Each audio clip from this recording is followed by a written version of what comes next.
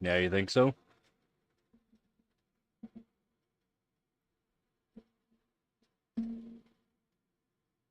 It's if they have a section for it.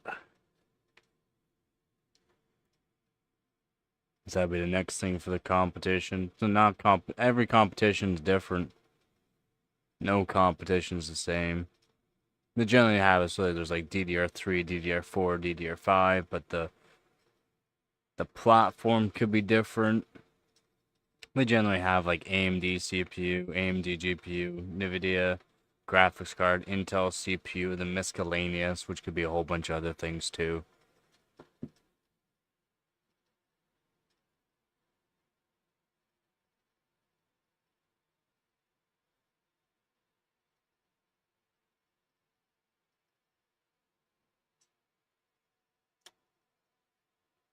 But yeah.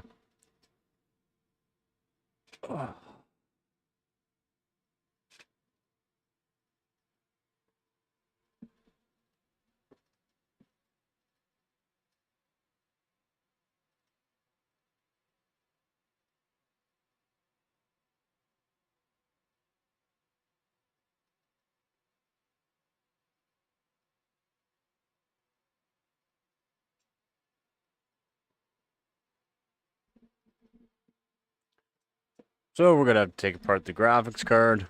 I'll be completely taking the whole thing apart here.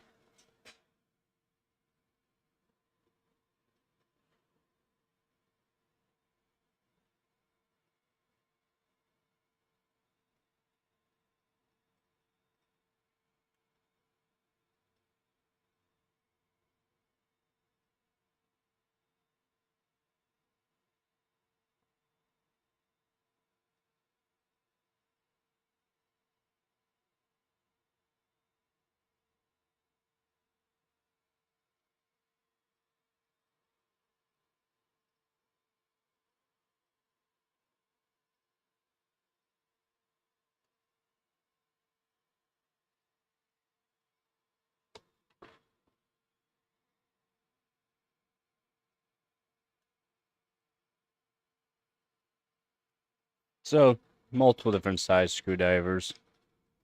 One really small, one medium. It's not even a big Phillips.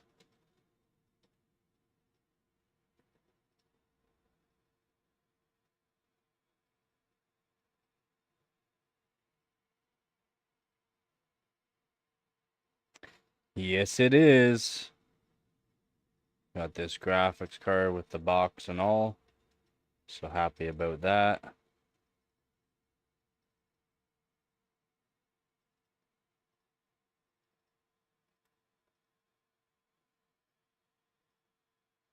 If the no power limit mod should be nice too. Should perform pretty good. Now, one thing to worry about when doing with a GT, like the EVGA model here. So underneath right here, if I can show on the screen, this screw, there's two of them. This screw though, right here, has a nut. So you have to use your finger to hold that.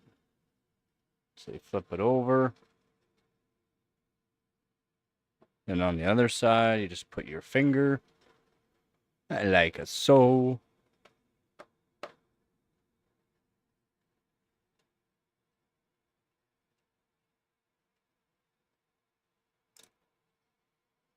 There's a screw for that.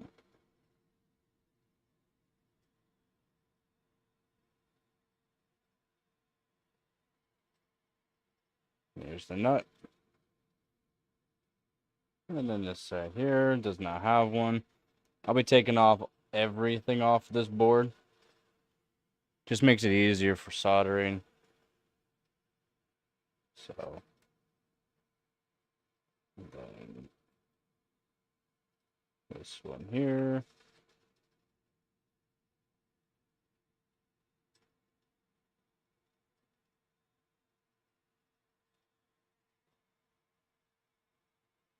And all these screws here are the same. That's the bracket. It's good to take off the bracket first, in my opinion.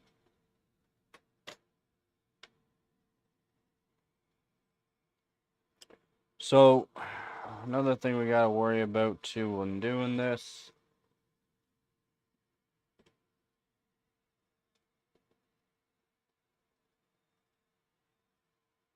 is these screws right here,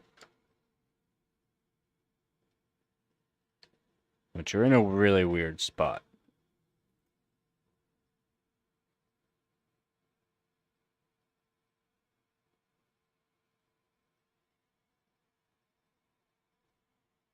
Competition, Hardware Bot Team Cup 2025.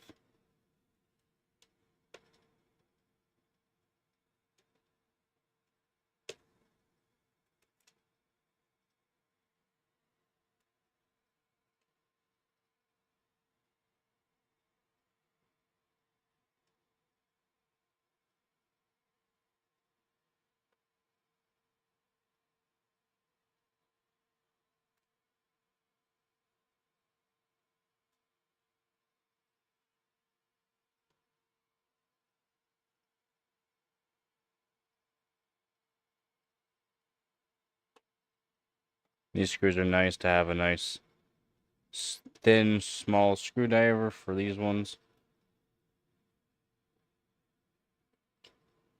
Now we have to do this one over here.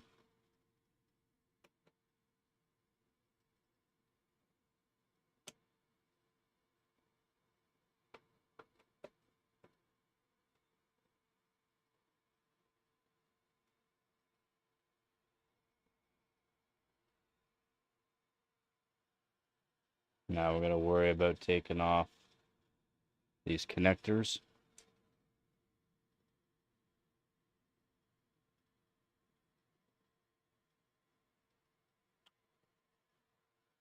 What I like to do is just do the connectors side by side. So you just do one side, then the other. I just wiggle it loose a bit there so it's easy. Do one side, then the other. Makes it easier. I'll take off these ones after. That's the main one, though, I like to take off.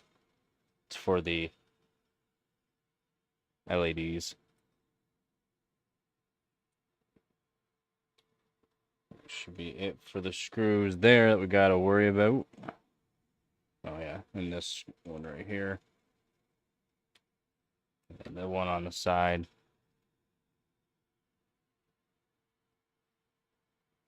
Oh, that could have happened. Also, like I said, did you reseat the CPU? Because if you didn't seat it right, or, you know, it's just not making good contact, the actual one memory channel might not be working.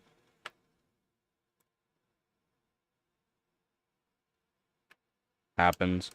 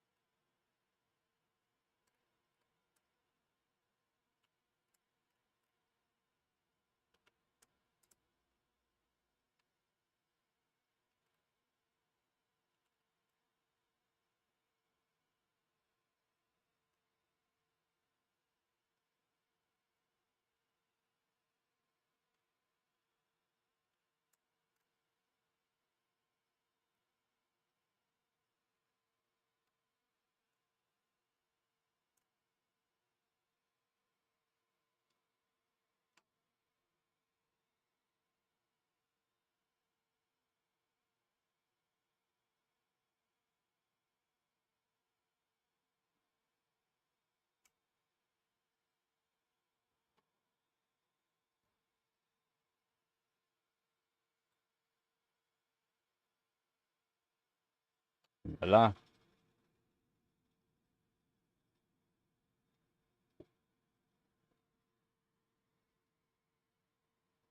So there's the cooler. There's the card.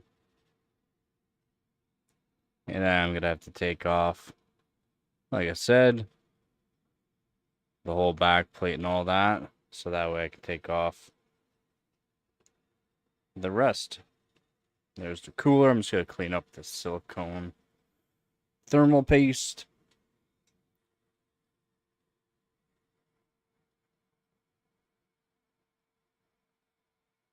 Yeah, reseat the CPU. It could be the issue. Happens. It just happens, even just reseating it. It's AMD with their PGA, the pin grid array. Sometimes it's good, sometimes bad. Same thing with LGA, it happens as well.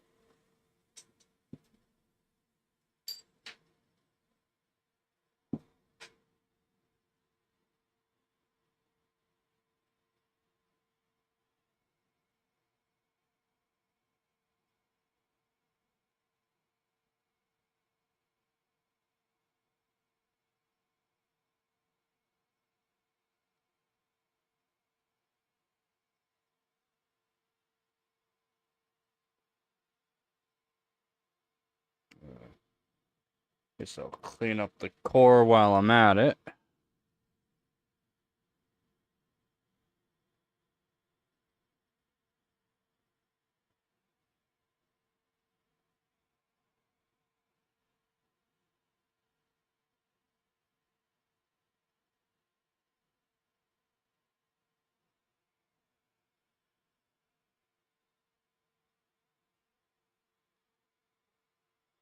There we go.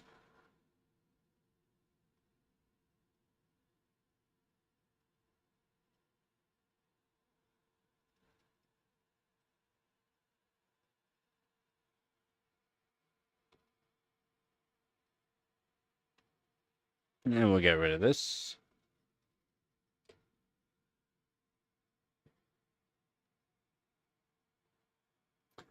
And now, would I have to take off their nice ACX cooler.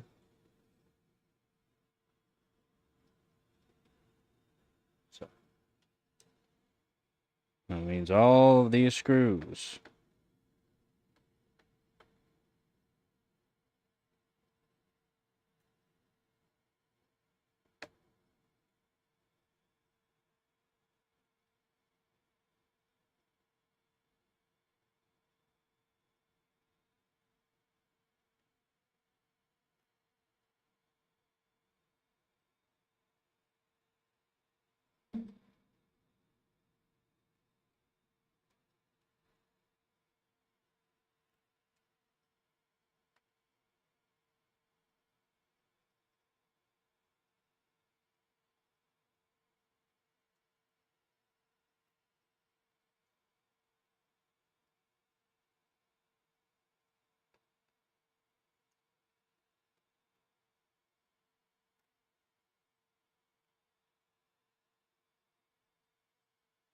And there is a few of them.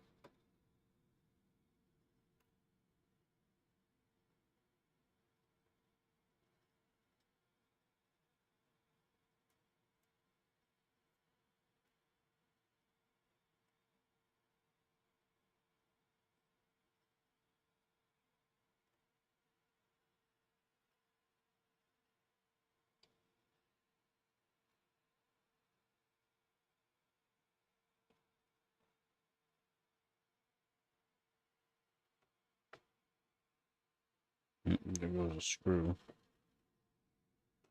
Shouldn't be anything holding that on.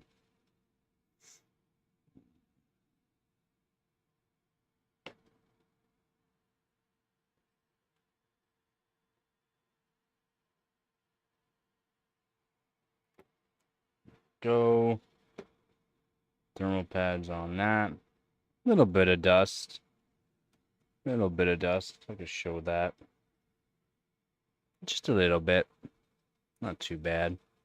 As you see where it's darker, where it's not dark, there's just a little bit of dust.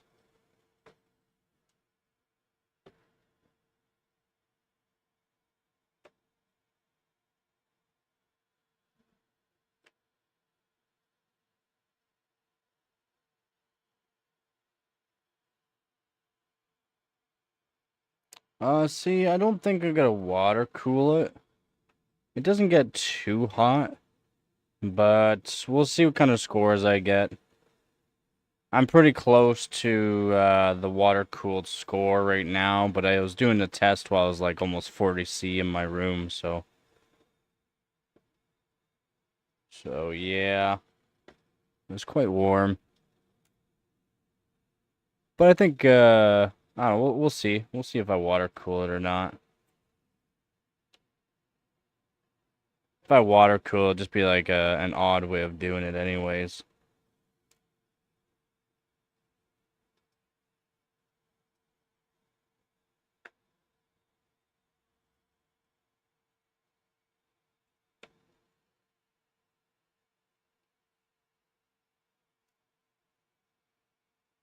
It doesn't get terribly warm. The guy after the test, it was hitting 50 C.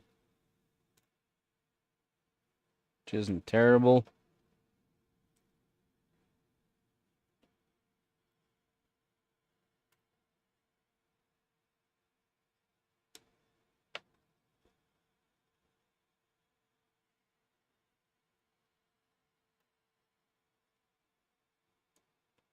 If I do water cool, it'll just be like strapping an AIO to it basically. With some clamps. Some clamps.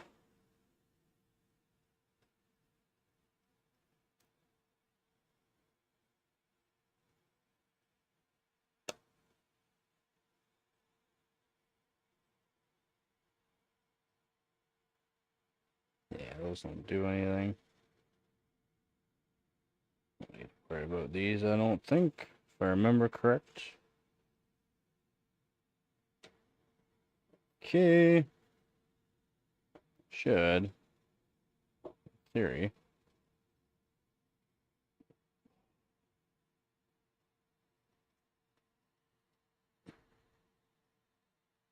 Yeah. I hear you there. What does no power limit mod do performance-wise? So generally with your graphics card, you're not voltage limited. You're generally hitting a power limit before you hit voltage limit, which means I can get a higher clock rate if there's no power limit, because I can technically utilize the actual voltage for the core.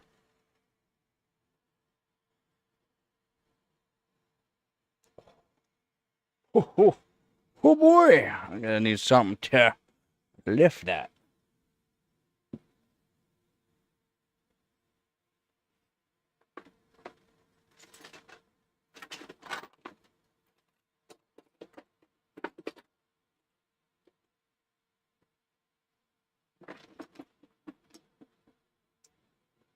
Plastic razor to the rescue.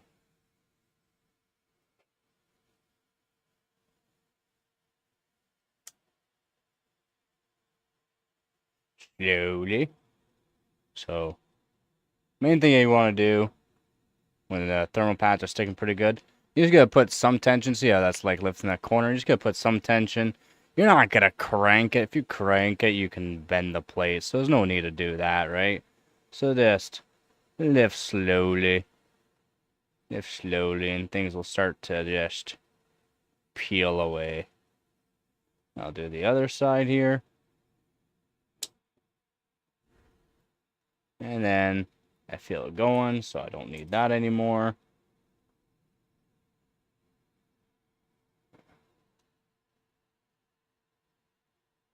Oh, thank you very much. No problem, man.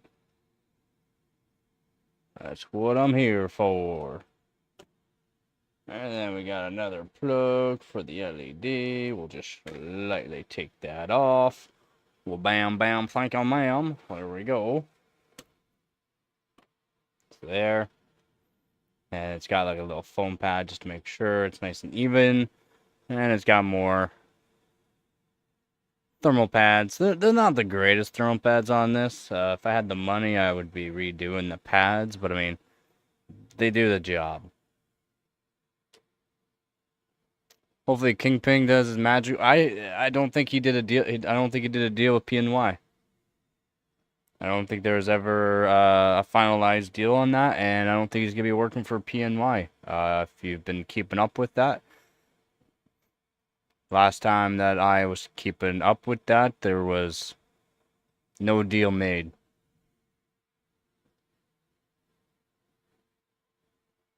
Things could have changed, yeah, but as far as what I know from what I keep up, and I keep up on all this kind of stuff, hardware leaks, news about overclockers and all that, as far as I know, he did not cut a deal.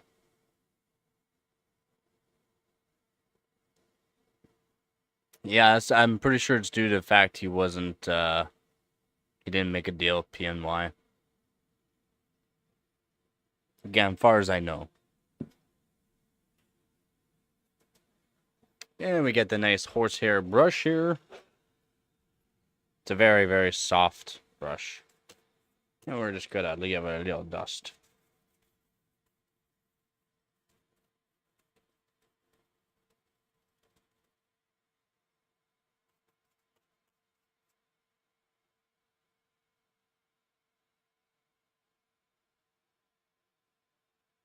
Again, I could be wrong on that. Maybe they did reach a deal. As far as I know, they did not reach a deal last time that I heard from him.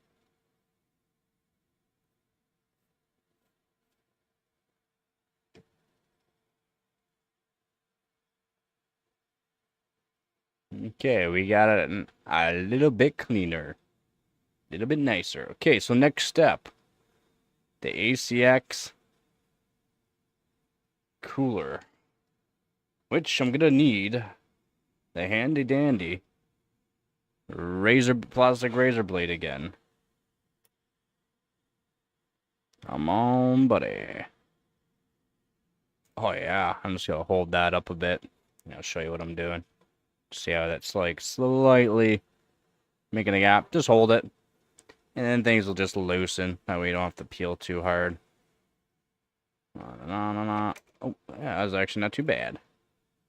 Not too bad. So last time I did do this, I put some pretty good thermal paste on this. So I'm going to try my best not to get it too dirty. So it's actually not in half bad shape still.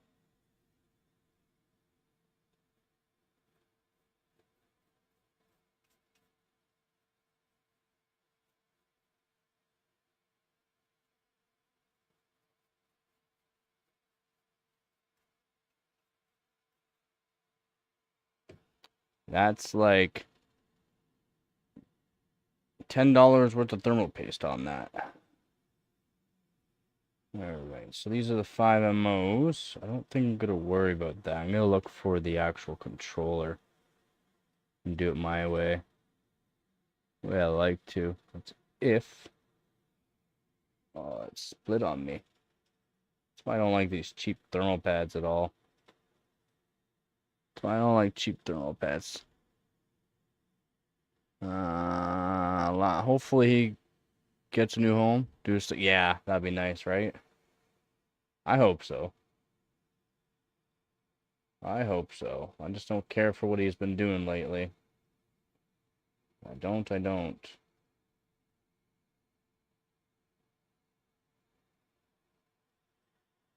But it was, bikes and that. You should be doing more overclocking. I get it if you don't have the kind of money to be doing it, but I don't have the kind of money he does, and that's all I do.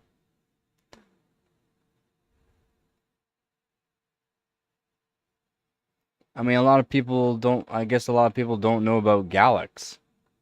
Galax in the Hall of Fame. Like, if they start, people are more universal and cultured through AIBs and that, they would know Galax makes insanely good overclocking cards. Designed for LN2. EVGA is awesome. Yeah, EVGA is awesome. They're a well-known brand. Vince made EVGA, and actually, it's not just Vince. It's also Tin.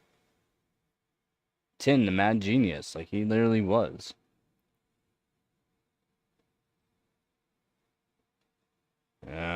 Just give me one sec here. Just go look.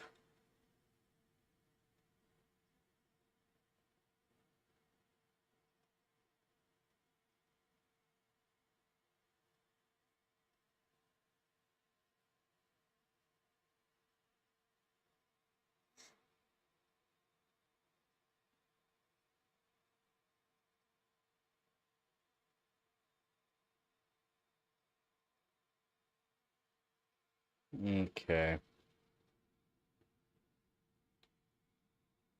So what I'm seeing is that could be a regulator. Standard way to the 12 pins.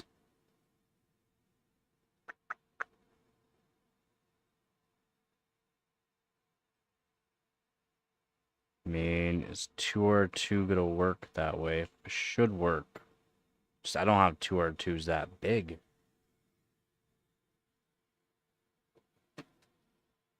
I'll have to desolder some more 2R2s by the looks of it. Some big 2R2s.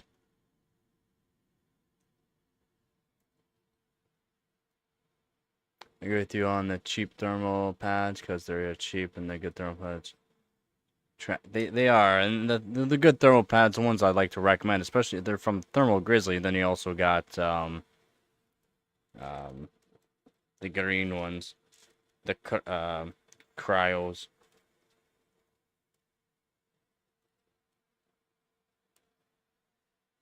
Give me one second. I need tweezers. Right.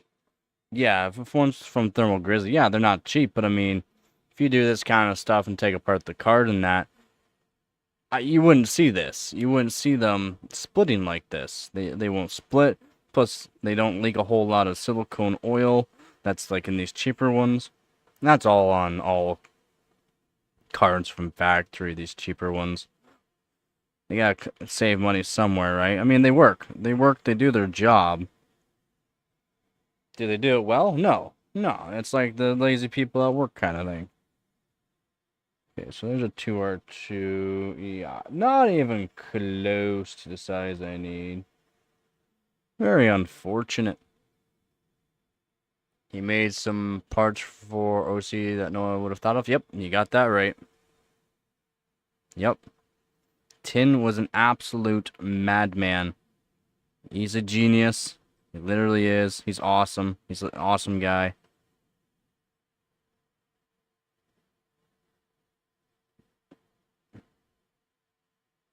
So these 2R2s are not even big enough for what I need.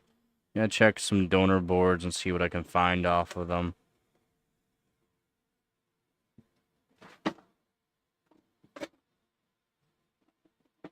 That honestly sucks pretty bad.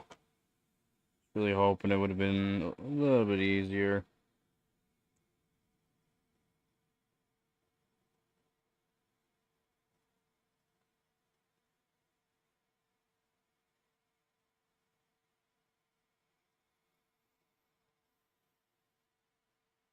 Of course, I don't have them here. The video Jay done with Kingpin taking them around.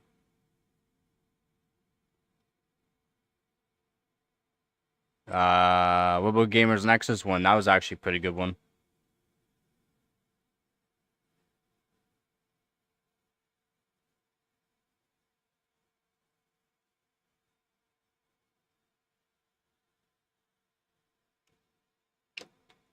RO20s, and those still aren't even big enough for what I need, to be honest, so those are probably giving it a no-go. I should get my multimeter out too. Okay, so I'm gonna move this to the side.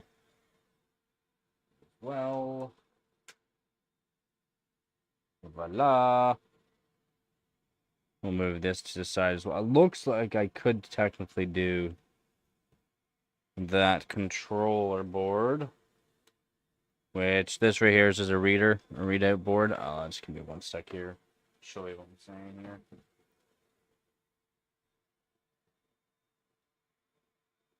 Way I like to do it too. So right here. So you got your standard way. Right? You got your standard way here.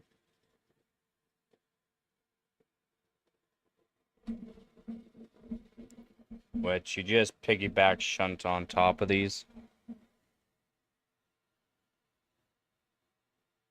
So right here, piggyback shunt onto these.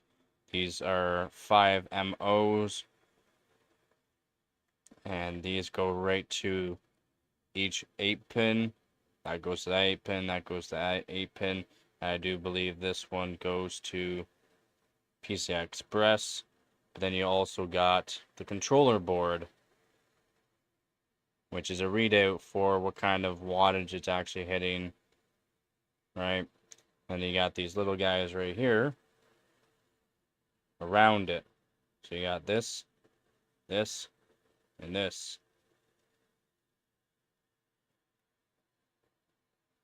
Which, if you piggyback shunt on these, which I like to use 2R2s on top of these little guys, yeah, it's nice and small.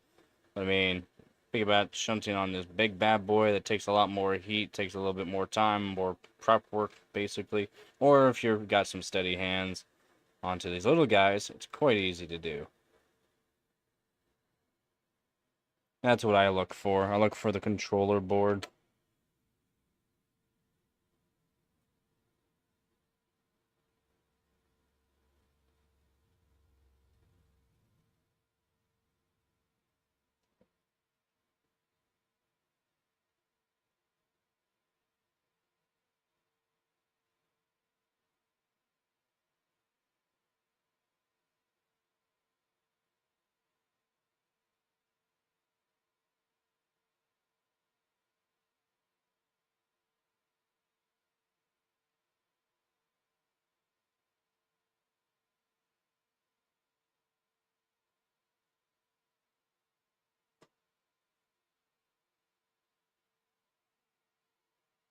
Yeah, I'm probably gonna grab a multimeter and make sure those are pretty accurate.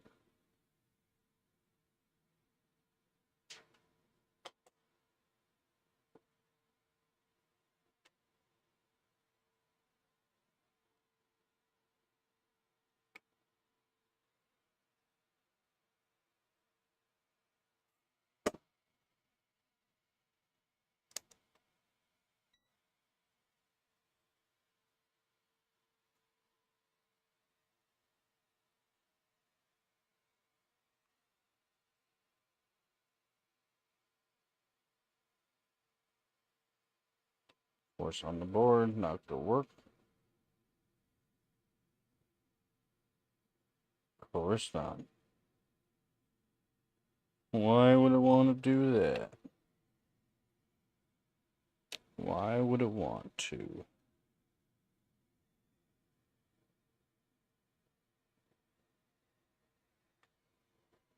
Boys here.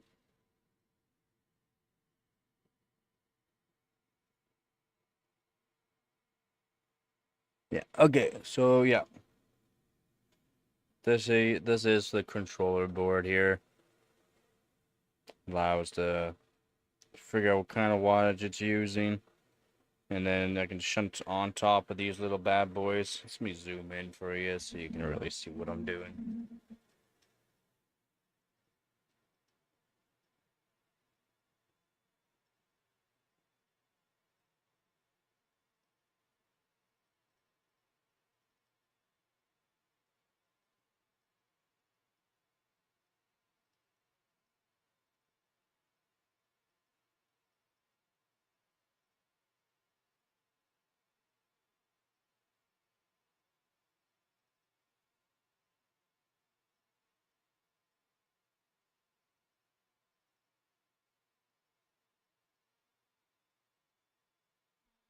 Alright, so that way you can really see what I'm doing now. So I tested the 5 MOs, since controller board's kind of being a bit of an issue.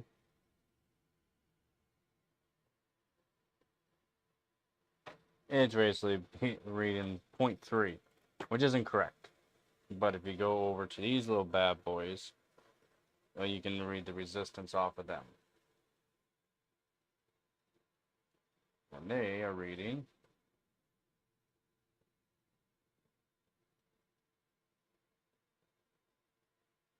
41.4. If I hold on to, it'll go up. Should go up. 41.4.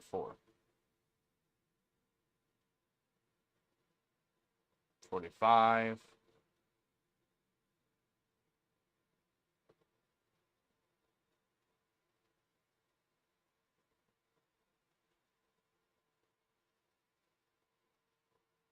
And 44.4.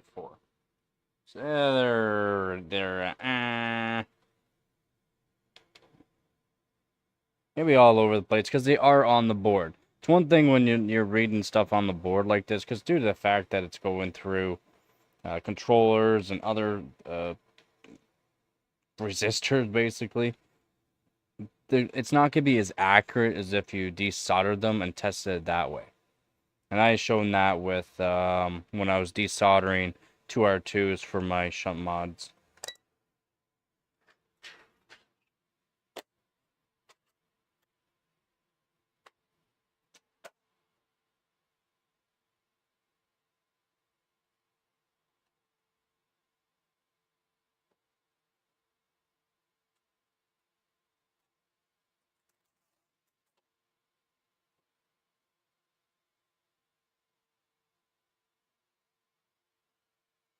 So yeah, I will piggyback on those with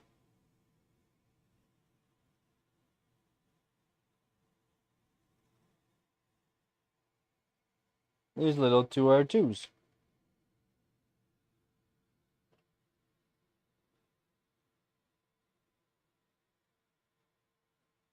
Knocked it off. So I'll use these little 2R2s the way I like to do it.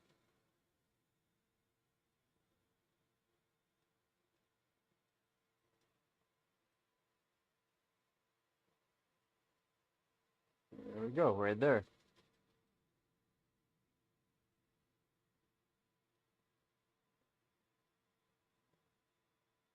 Two R2s. How's it going, Gary?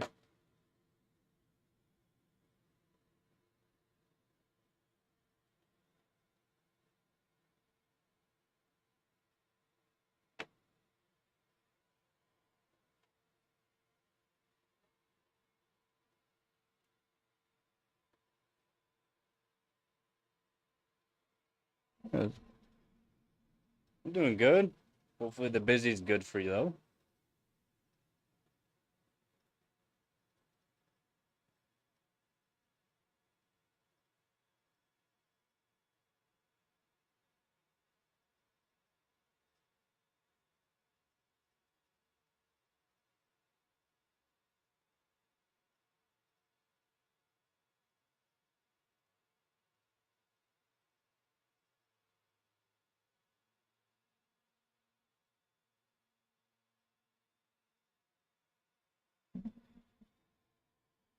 Yeah, and how did you manage to do that?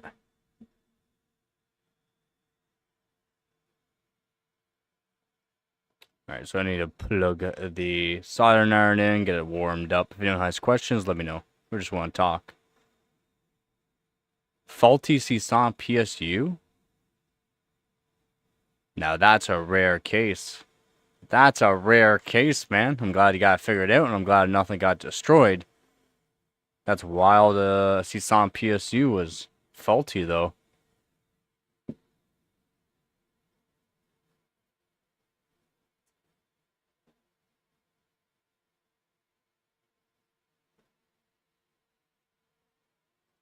Yeah, I'm just getting the soldering all set up. Swapped it out to a Be Quiet. Nice.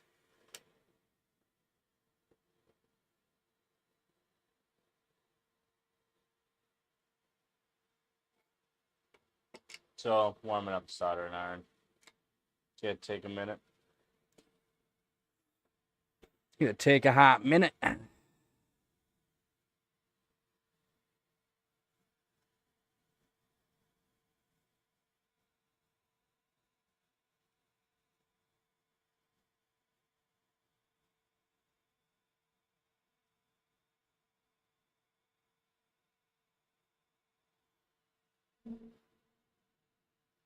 And you figured it was the power supply. It's why it's good to have extra hardware around.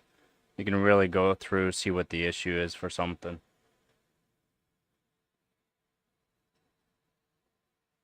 Yeah, you get some flux.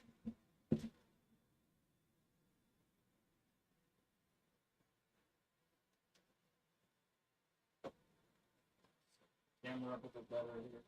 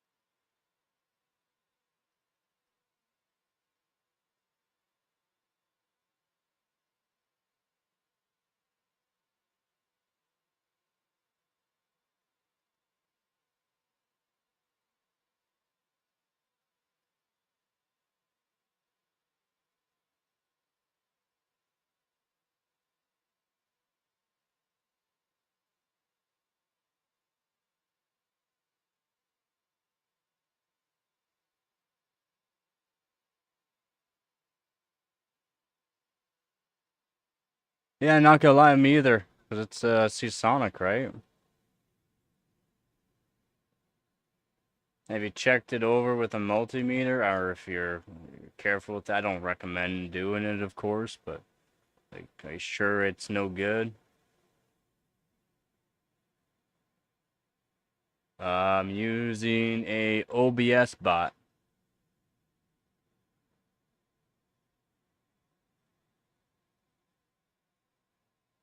Yeah, it's just on a tripod right now. Yeah, OBS bots, it's called.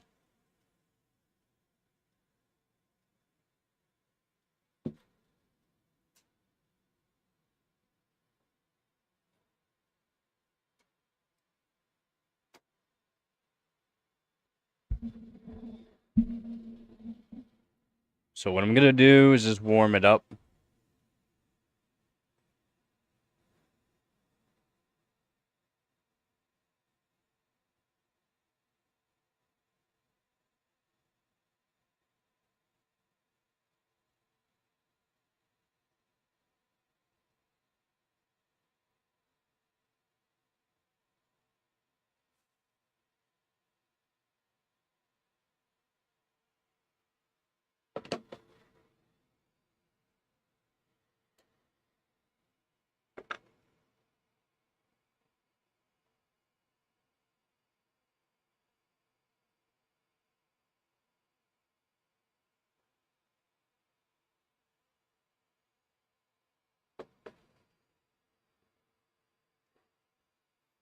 So we're gonna need 1 2R2, and these are 2R2s that are very accurate. I've already gone over these 2R2s.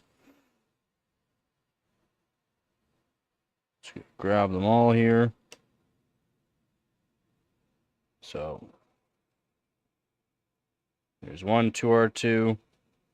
There's 2R2, 2R2, and there's another 2R2. And a 2R2 is literally just meaning 2.2 ohms. So our soldering iron all heated up now. Gonna do a little touchy touch here.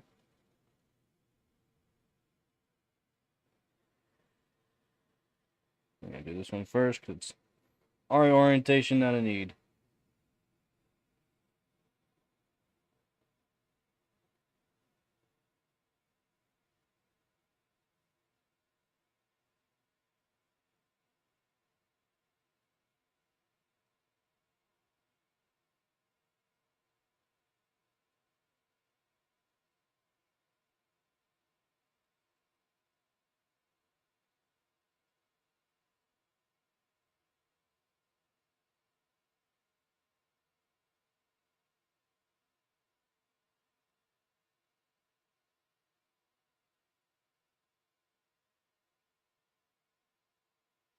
So I need some soldering iron. sent it back? That's good.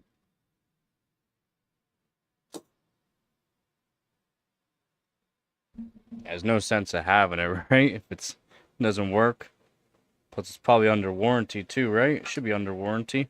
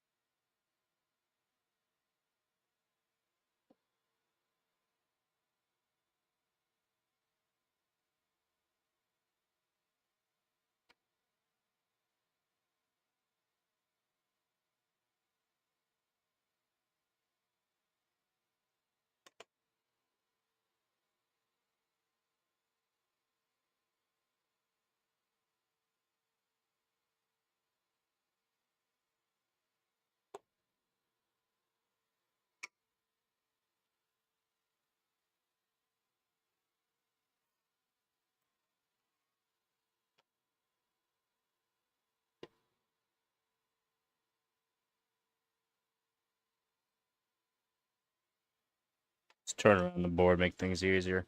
How's it going by? You can, yeah, basically.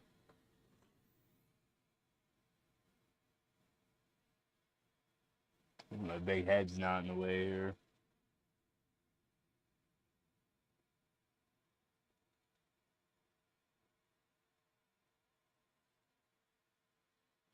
Good.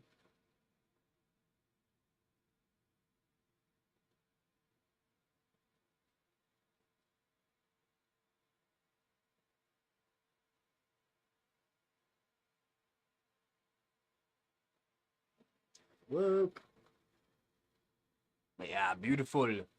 Beautiful. So now I've flipped the card around here.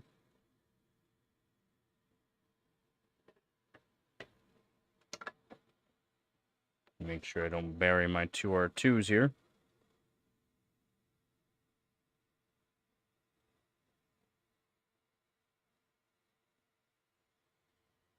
R2.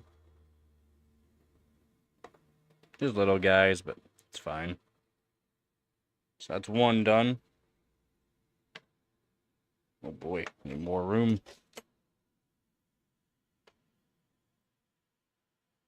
Again, I went through two R2s to make sure they're very accurate two R2s. Yeah, move the...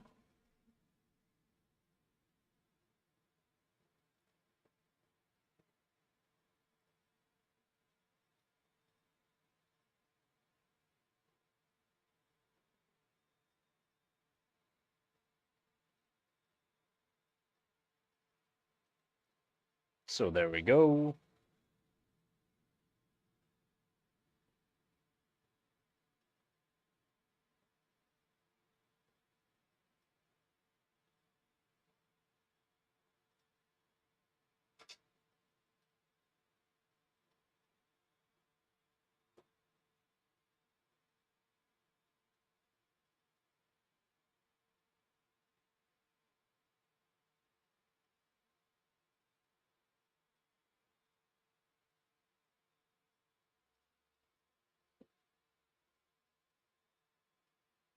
I'm going to do one side. So what I'm going to do is this side on both this one here and this one over here.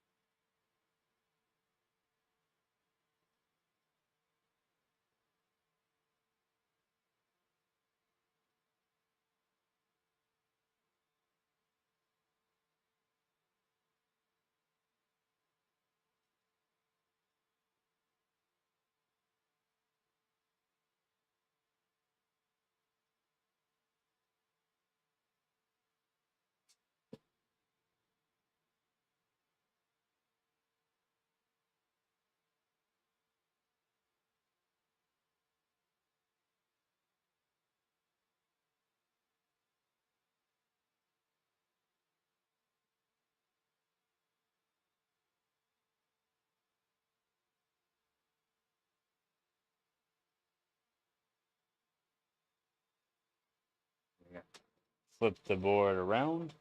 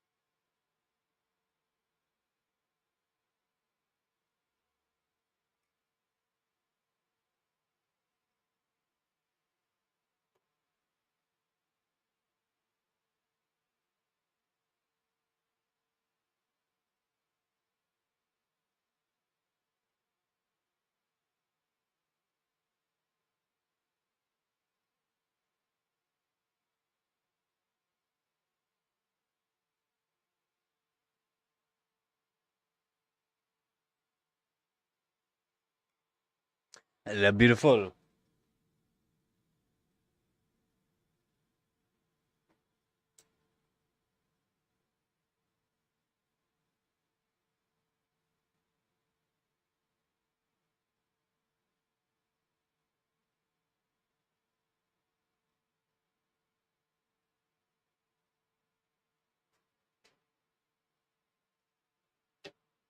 The one's slightly crooked, but it's not bad.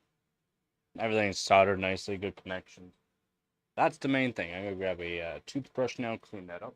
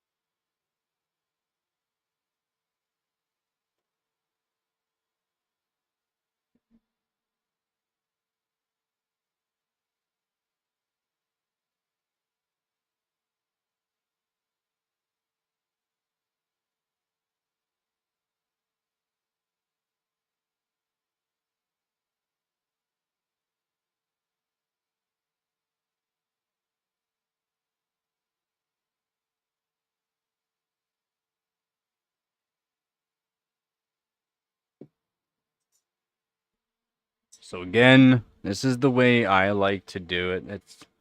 It's not for everybody for doing this anyways. Again, you know how you watch Gamers Nexus, also the Bauer. They shunt mod on top of the mains that come right off of the actual power in, the 8 pins. I do it off shunt mod off of the smaller components. And I found a way again. This is my way, the way I found out that works good. Does not put, for every graphics card that I've done this to, it does not put it into a limp mode. And you can see, like on idle, you might see 0.03 watts to 0.07 watts at idle. And on load, with the GTX 1070, I did the math for it, was perfect. On full load, there would only be, it's supposed to hit like 200, it's around 200 watts. On full load, though, I did the calculation for it. It was supposed to do about 21 to 23 watts, and it was perfect. It literally is right around that 21 to 23 watts, and that gave me lots of room. Now, having that extra room for the power limits makes it so that way I can do a core voltage mod later on. Now the core voltage mod has to go on to, give me 1 second, I'll look for the controller board for it.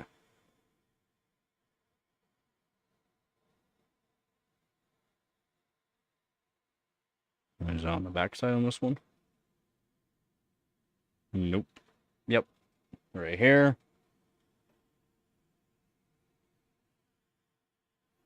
And you got to, basically, you're going to take the orientation. There's a little arrow.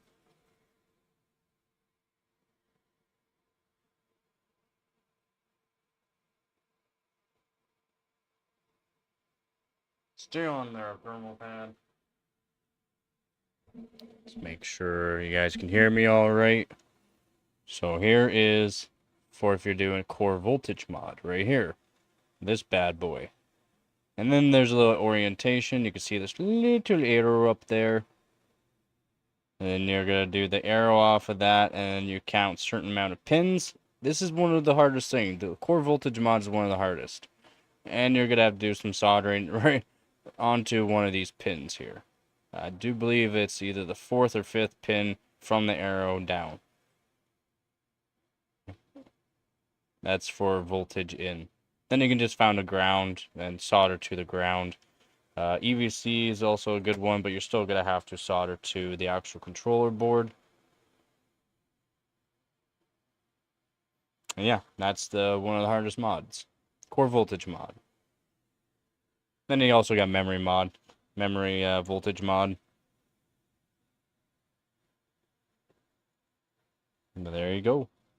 And then we'll start assembling this card. I'll throw it in the system, get the video capture device all set up so everyone can see it working, show the actual wattage that it's showing.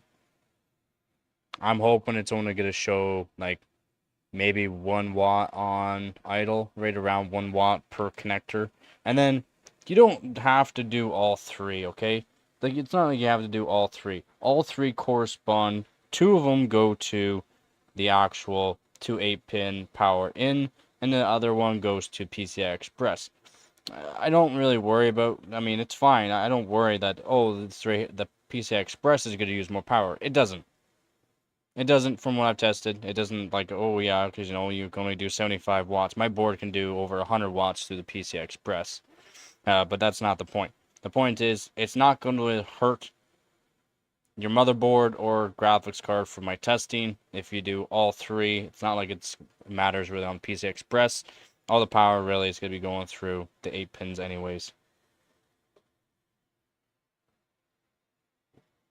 So not much of concern, at least for me.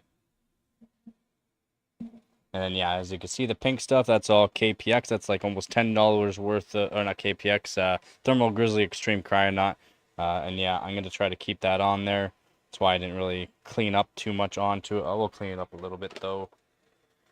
Just because, yeah, that's expensive stuff, and it works really good on the memory.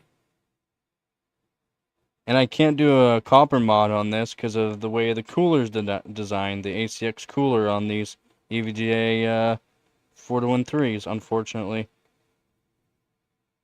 I'm just going to clean up some of this dust just to make it look a little bit prettier. And always a little bit less dust for the next time I take it apart, because I will be taking this card apart again, and because that's kind of what I do.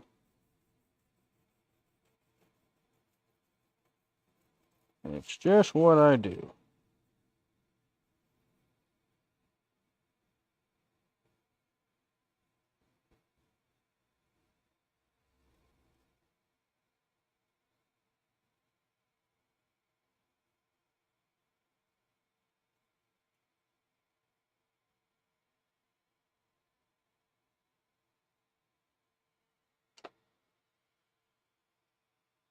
Yeah, 1 sec.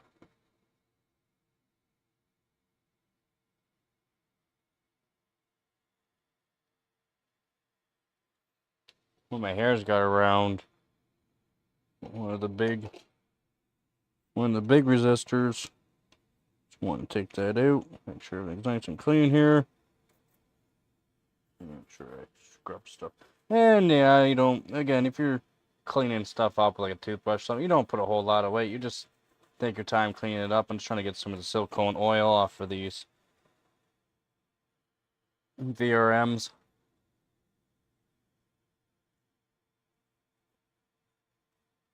It looks pretty good though. Pretty clean. Pretty clean. And I didn't dirty up the thermal grizzly, which is the main thing. Okay, so let's get this card back up and running.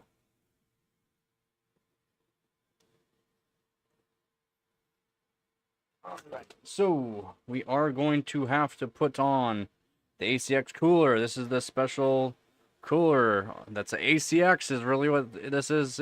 This is the ACX cooler, really. Alright. If anyone doesn't know, that's what this really is. That's the ACX cooler.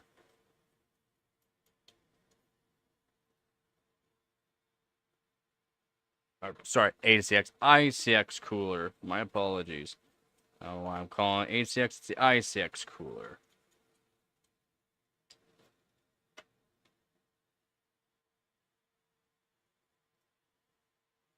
Well, it's part of it. It's two-part. It's a two-part. It's the first part of it. Okay. Nice. Looking good. Just wanted to clean it up a bit before I put it back on. Now I'm going to put this on.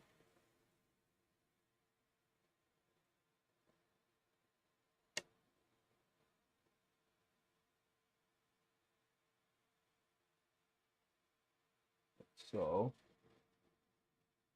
I gotta check to make sure the shunt mod for that piggyback does not touch the actual cooler.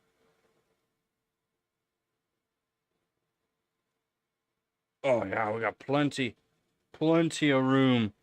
Plenty. Perfect. But what I might want to do is put a thermal pad on that. Might put a thermal pad on it. It should be aight. I'll check it, see while we're testing it, see how it does. Might want a thermal pad on it, but it looks like it'll be aight. I think it'll be aight. And what we're gonna do is just gonna squeeze this bad boy down. So that way all the thermal pads stick to it. So that way when I flip it over, I don't have to worry about it falling off. Voila. Clean that out. A little bit of dust. And then we're going to grab part 1.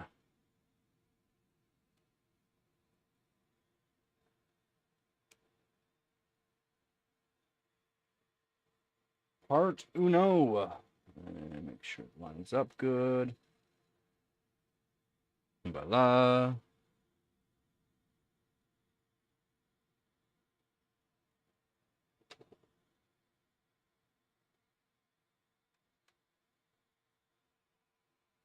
That's all we gotta do here. It's put a few in. just to make sure everything stays where it should. And I could put it down and start putting it together instead of holding it. I just want the two part to really move on me.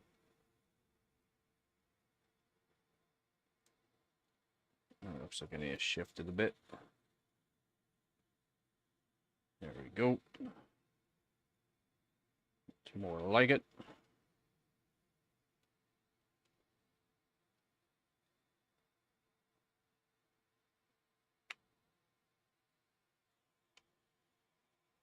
Okay. Let me set that down because there's a lot of screws, okay? A lot. So, you just take your time doing this. It's not like it's the hardest thing to do. Again, I showed you the shunt mod. It's the way I like to do the shunt mods. Again, 2R2s is kind of what you want to use. I have old videos show it on EVGA graphics card, other EVGA graphics cards like a GTX 1070.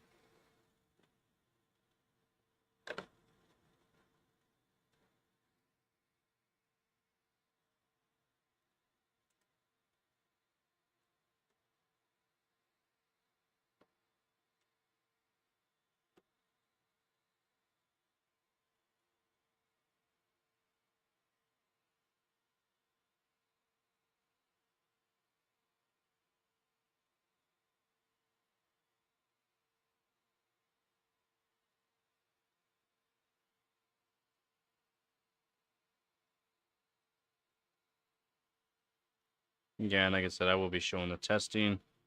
I'll be later on tonight when I'm really going for the good scores too, though. Again, I only got a second place right now. I'm gonna try to go against first place. The first place is against a water-cooled GTX 1080 Ti, so that is one thing that I have to beat is a water-cooled one. I think I'll be able to do it.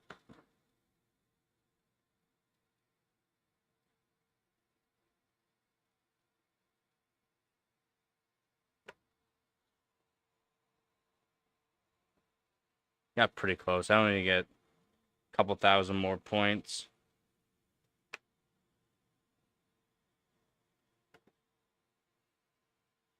And this shunt mod should help me achieve that.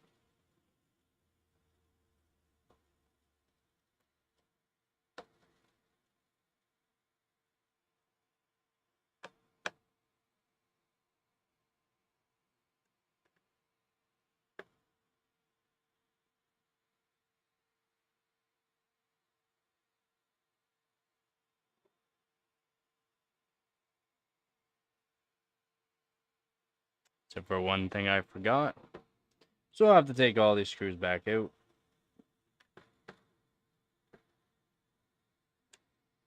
Got the connector for it.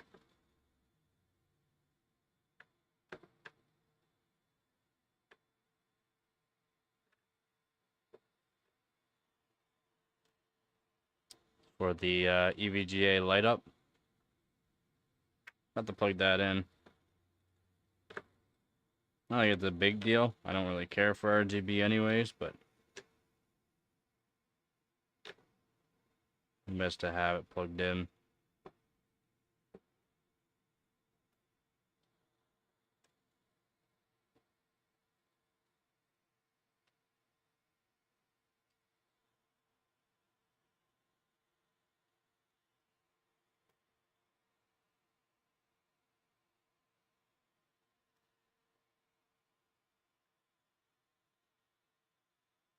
And it's best I plug it in.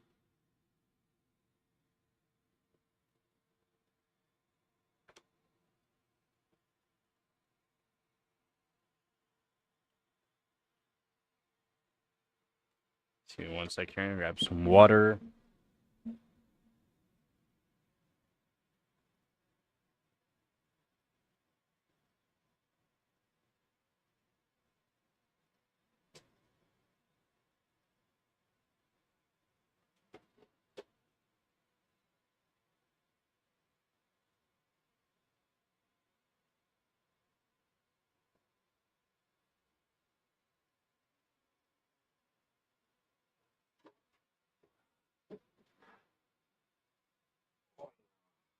Again, if anyone has any questions, please let me know.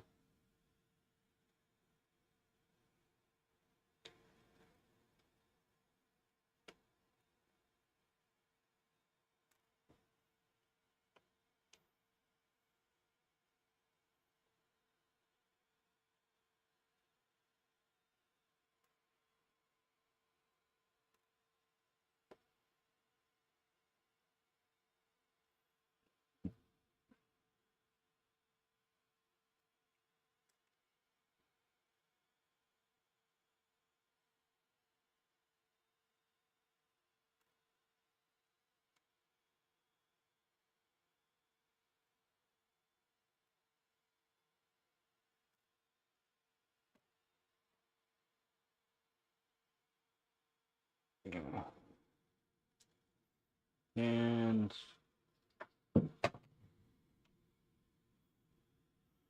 might need a plastic razor blade for this.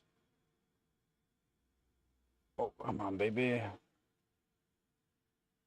Might need the plastic razor blade.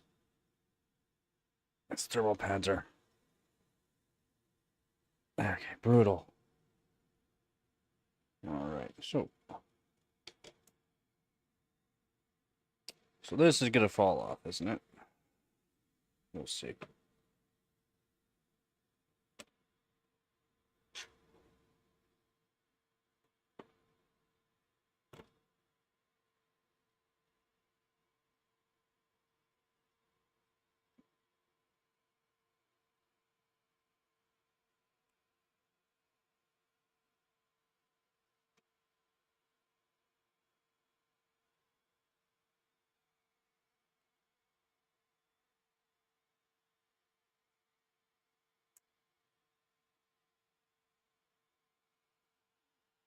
Yeah, I'm gonna have to rehold this while I put some of these in it.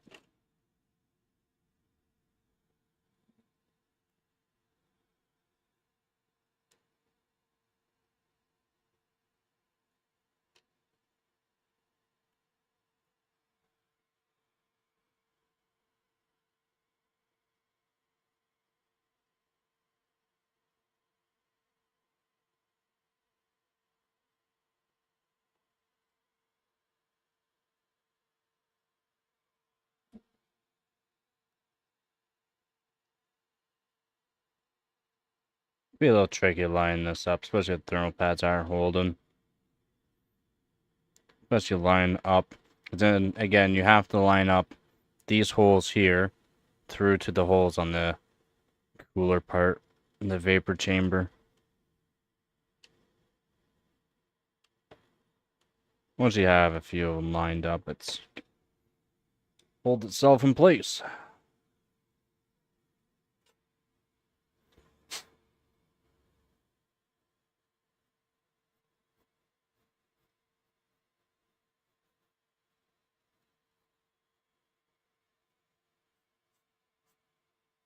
And then we got this one.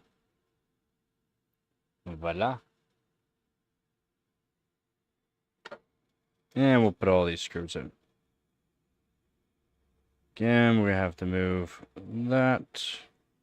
We need that to there, and we need that to there. The rest can all be put in. Small ones are for the I/O bracket.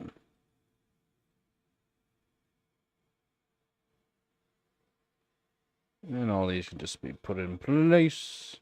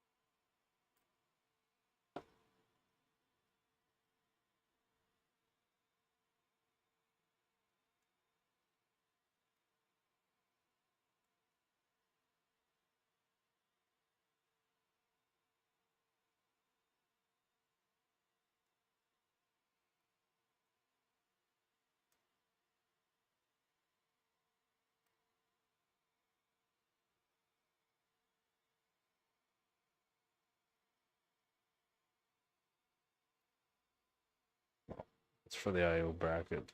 That one doesn't need to go in. At least not yet.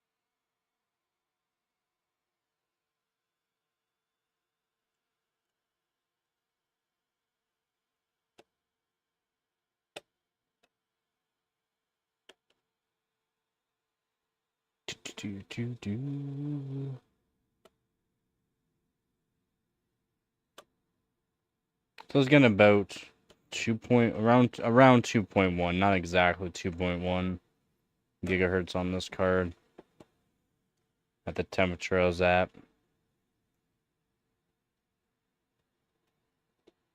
Hoping to get 2.25, maybe 2.5 gigahertz now. If I can go above that, that'd be awesome. I can go above that quite easily if it was a bit colder, but it's not cold enough. Still quite hot. It's been a warm summer. It's been quite warm where I am.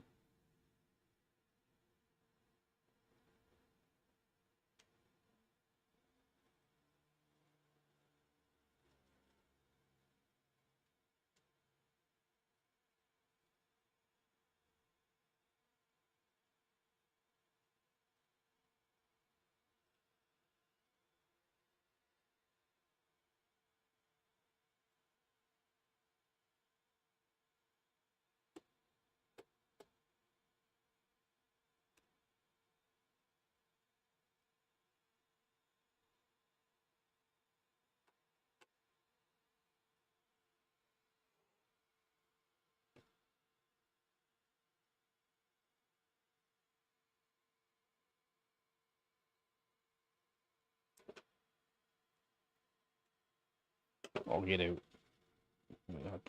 I need the tweezers. Yeah. I need tweezers for it. There we go. That's for the I/O bracket. So.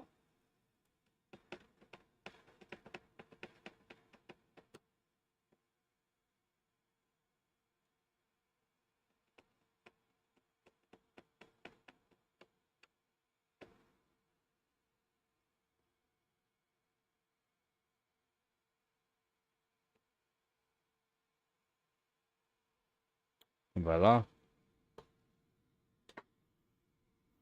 Now it's cooler time. I'm gonna re-clean the core here. So I'll re-clean the core here and get some thermal paste.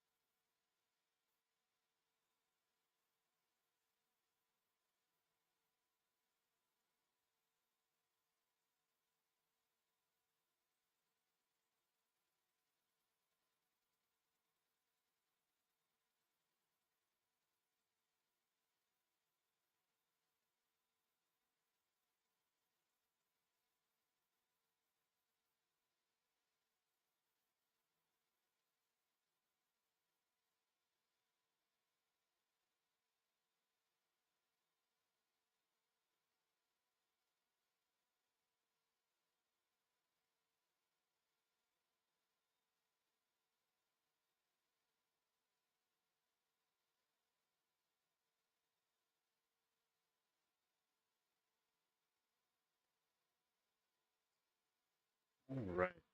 Oh, how's it going, exit? I wouldn't say torturing. She's getting a little uplift. She's getting an uplift. She's getting the boob job she's always wanted.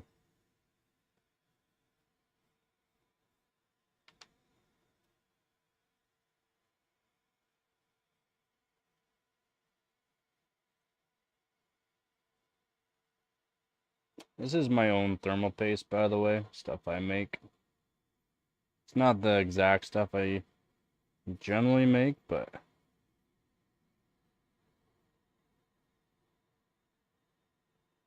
it's a bit thicker than what it should be, but that's okay. That was all right.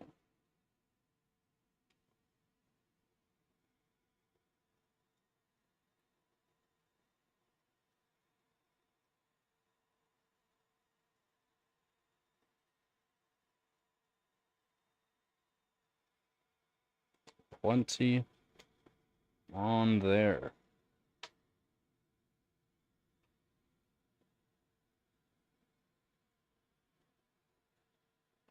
So, the hookups, I'm not going to worry about the hookups until after the fact, alright? What I'm going to be doing too, I'm just going to heat up the thermal paste a bit.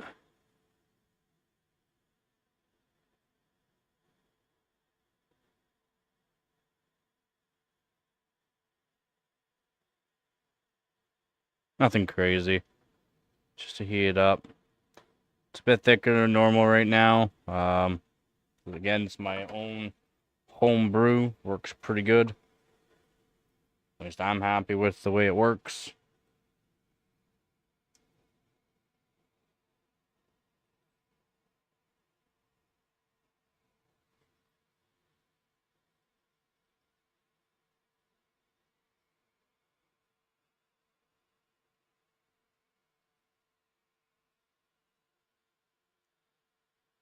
Dang, what a line up. That was good.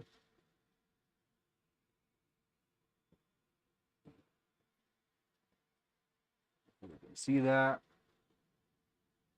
Put some weight now onto it. Not a whole lot, just to press it down before I put the screws. Alright.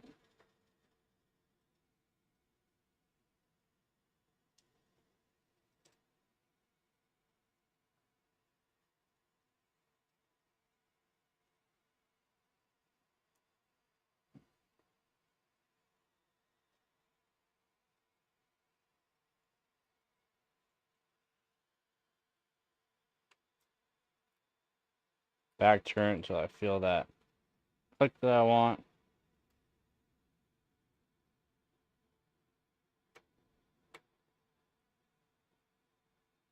About one full turn on these screws. That's what I like to start them off as.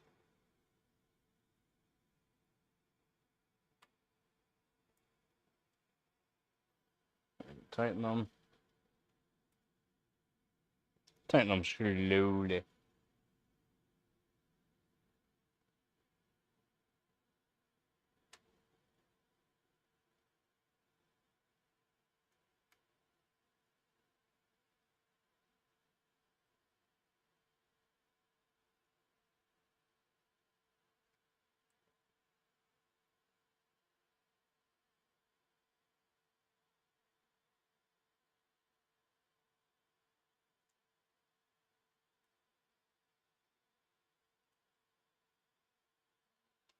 I gotta take my bigger screwdriver just to check the tightness. Good. Good. Good. Good, actually. Not bad. Generally, the little screwdriver doesn't do all that great.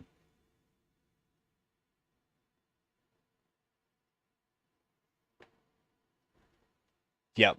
Yeah, do that back turn. That way you're not cross-threading anything. That's why you'll notice me doing the same thing on all these little screws, especially the high thread count per inch. you gotta be careful with cross-threading. Definitely don't cross-thread. Yeah, I'm gonna put on these screws next. I guess it's hard to show these screws, but they're there. These ones are a pain in the butt. Same thing. Back turn it.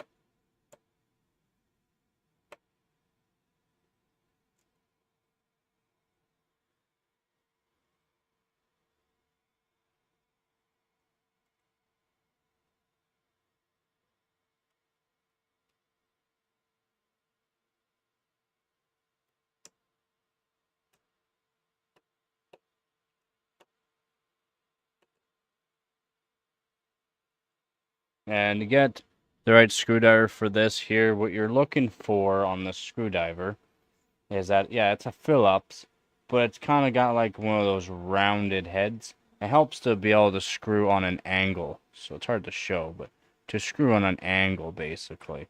It's nicer.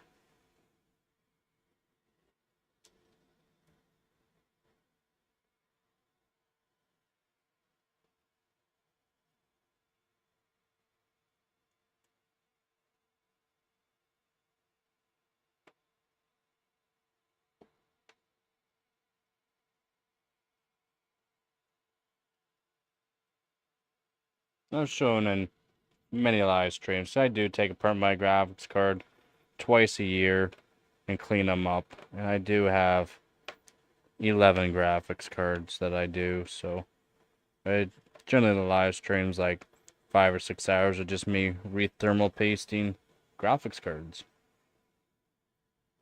Alright. Now I'm going to hook up all the hookups for it. I use tweezers. I'm just going to lift them up into place. Pretty easy. Press them down. It's quite easy to do.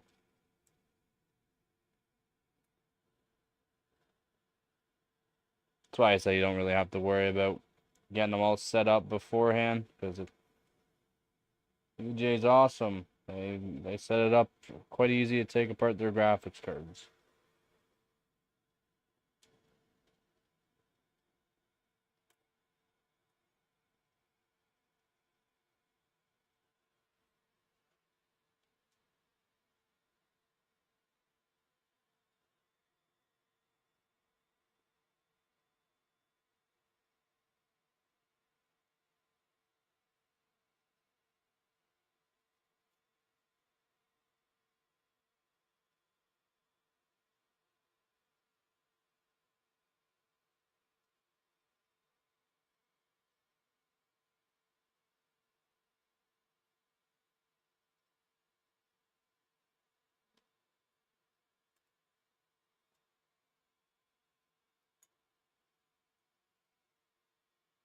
Just moving the wire out of the way so the fan doesn't hit it. And then you gotta do the ones on this side as well. I'll show you what I'm doing. So here.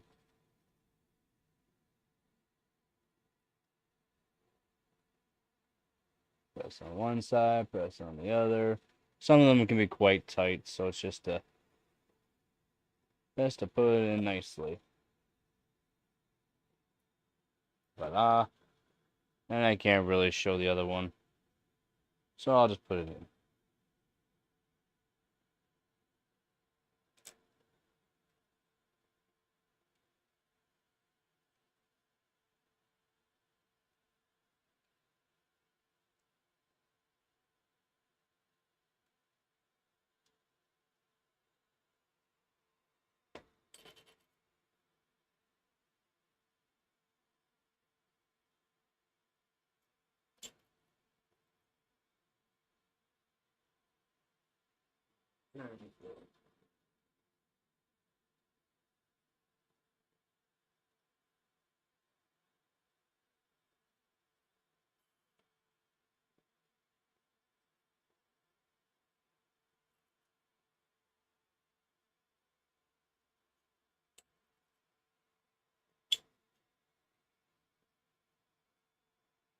Nice. So that should be all of them put in place now. We got the I/O bracket we got put on still. So we gotta flip it over.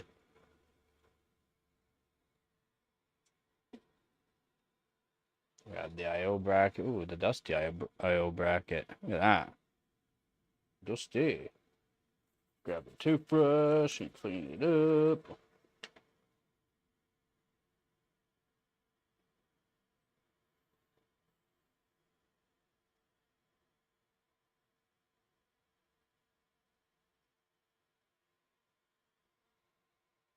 And we're gonna take the I/O bracket, put it in place.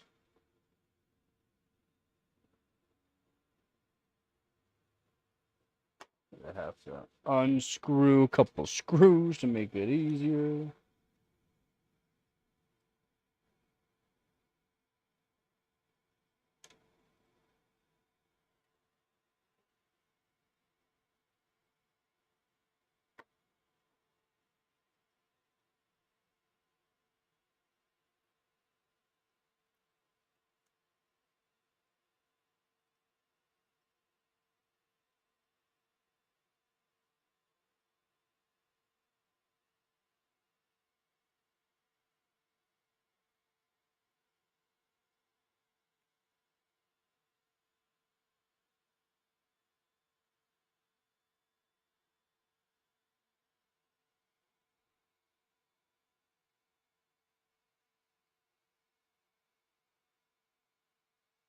A BTF card.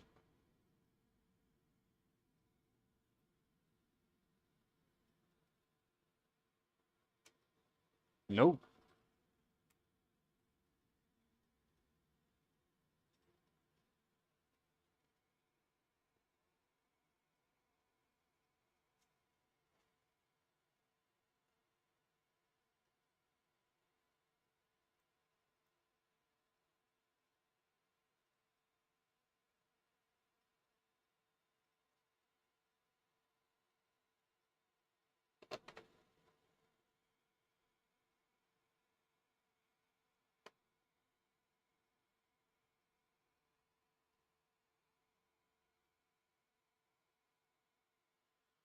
This is the screw that you gotta hold from underneath the nut.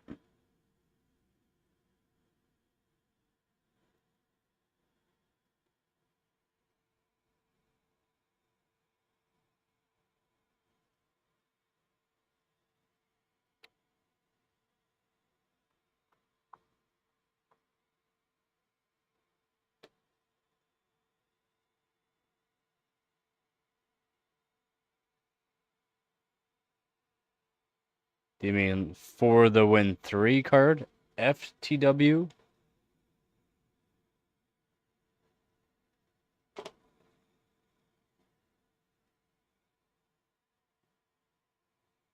Alright, so that's for these connectors here done. Then I like to do the small 3 screws and then the 2 to put in the DVI.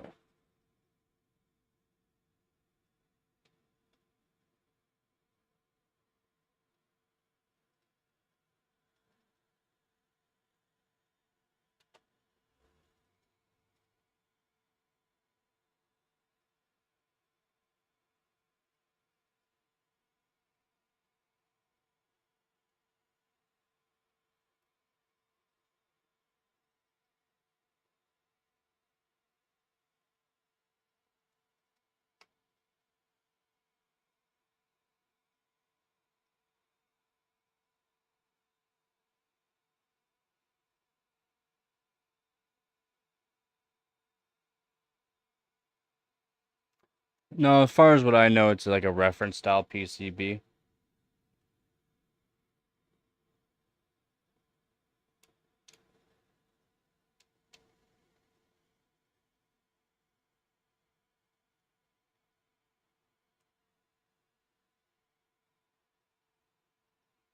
Yeah, no.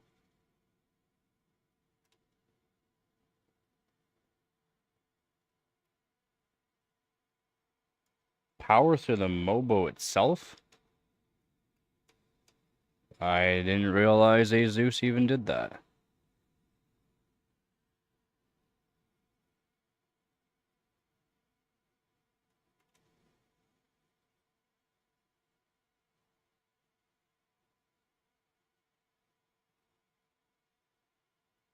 Screw.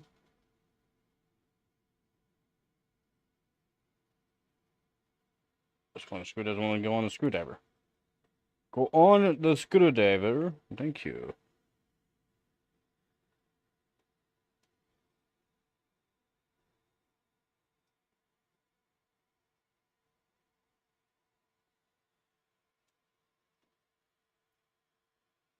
Yeah, I didn't even know.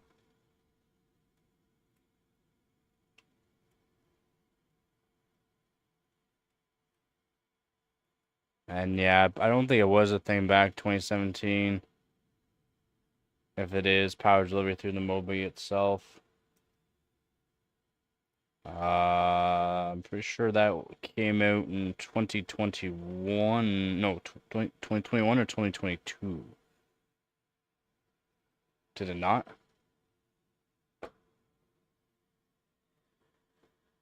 Cool. All right, so it's all back together. Let's yeah. Let's throw it in a system. Let's throw it in a system. So, yeah, all back together, blam blam, blam blam, blam blam, thank you, ma'am, kind of thing. You're gonna have to give me a minute. I'm gonna take off the power off the camera, get the camera set back up to where it should be, get it off the tripod, get things set up. It's gonna take me a second.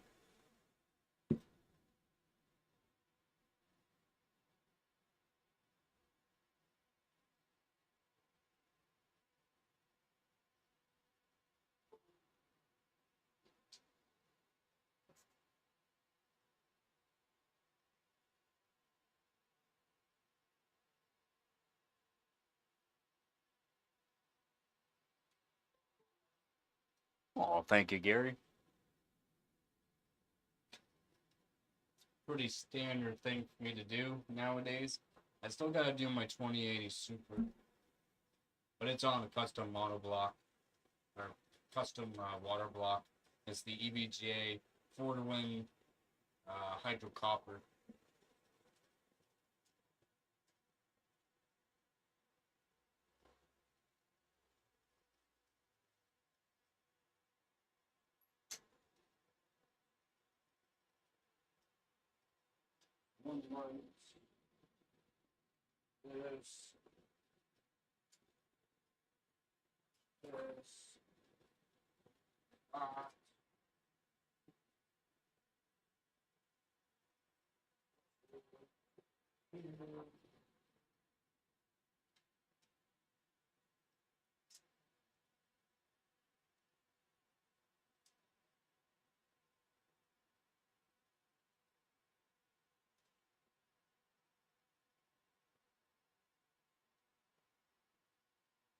Get dark.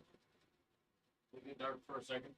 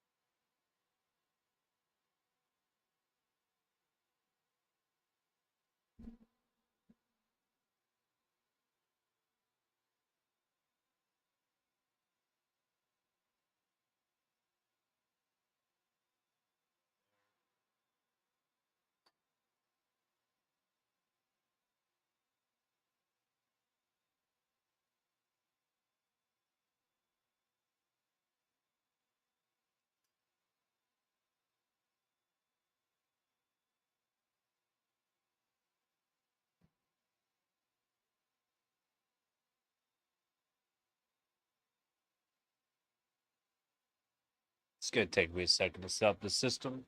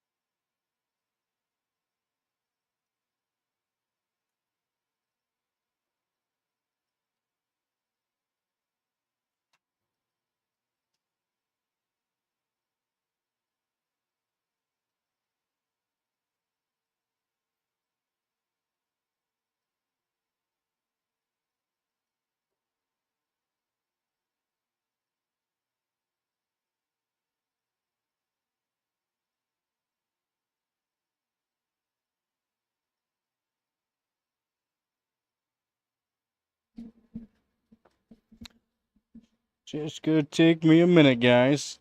A minute. Take it apart. Well, not take it apart. Send it up. Gotta take off the GTX 770. All that.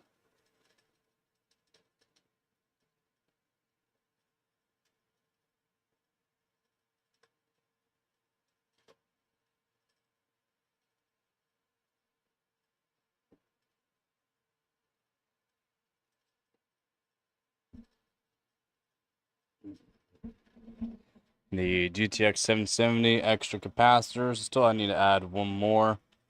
I already have 3 extra on it, and has no power limit mod.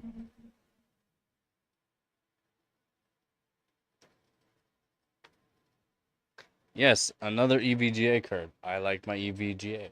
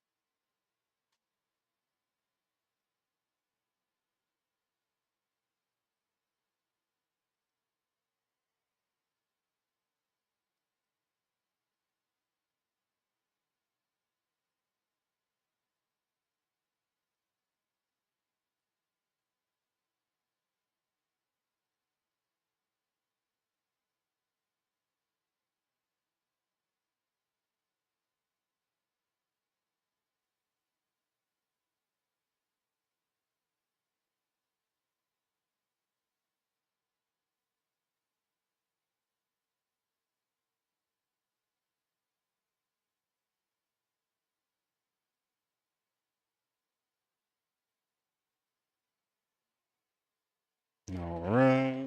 I don't need to worry about that.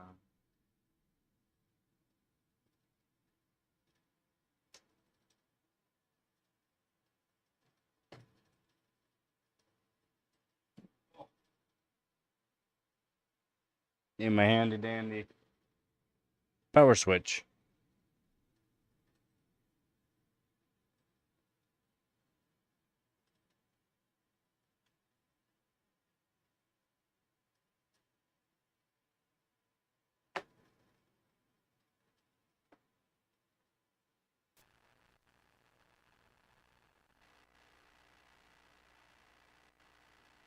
Guess that's a good sign, right? It's a good sign it turns on.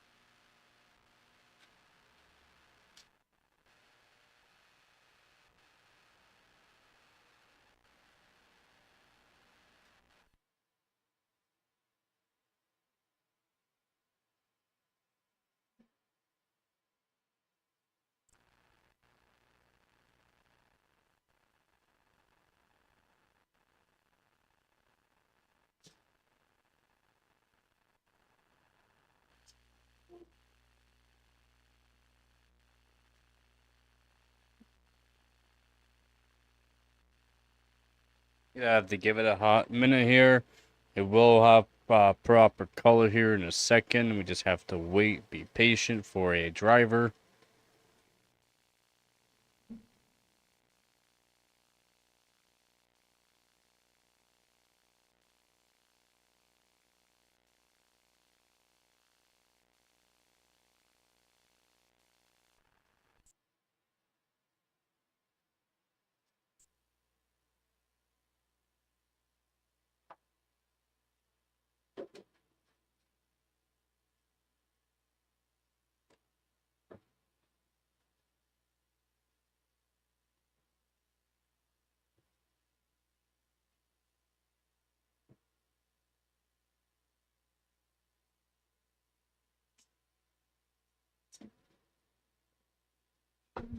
Right, we'll see what the power actually says now.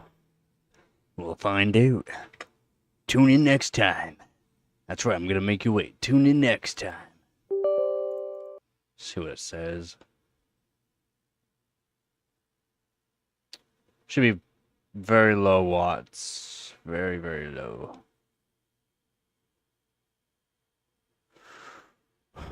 1 watt. Total of 3 watts.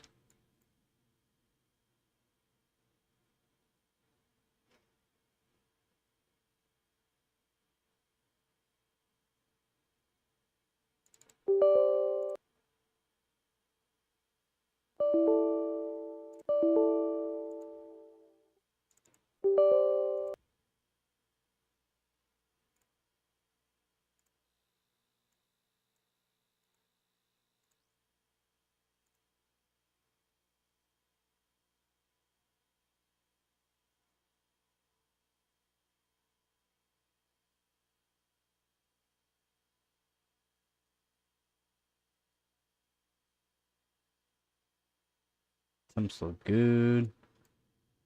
Core voltage up. Power limit should work. Not really.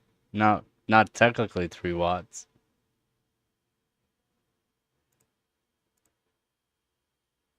Yeah. 3.6969 noise.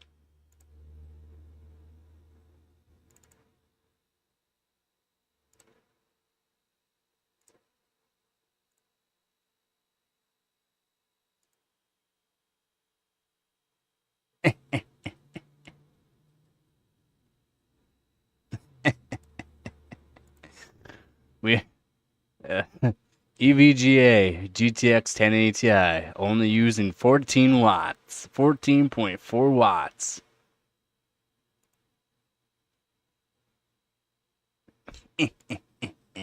And that's how like I said, that's how I like to do the no power limit mod. Again, it might not be for everyone to do no power limit mods. You don't have to go off of the 5 MOs. I do like to go shunt mod or piggyback shunt mod off of the actual controller board. And that is my way of doing it. I like 2R2s. Again, does not put the card into a limp mode. And as you can see, boom. And I'll show you with GPU Z here.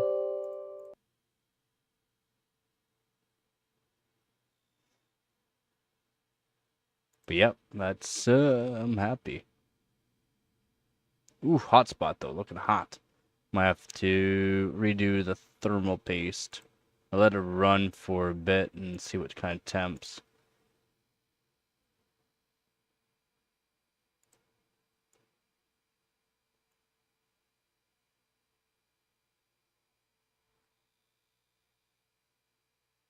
Again, power limit does not work anymore.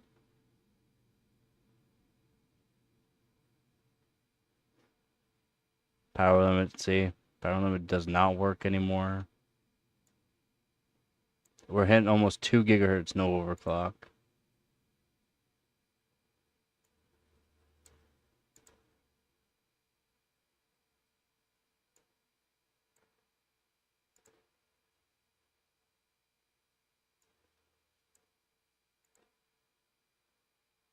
Two 2.1.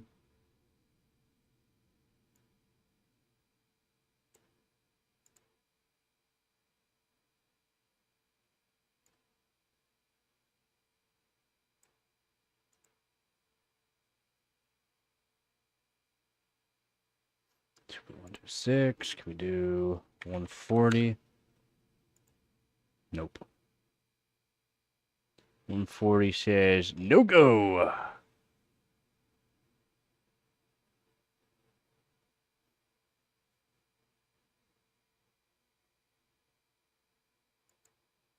And the one thing I don't like about this card is only one fan works on to it until a certain temperature, which is so dumb. Let's do that.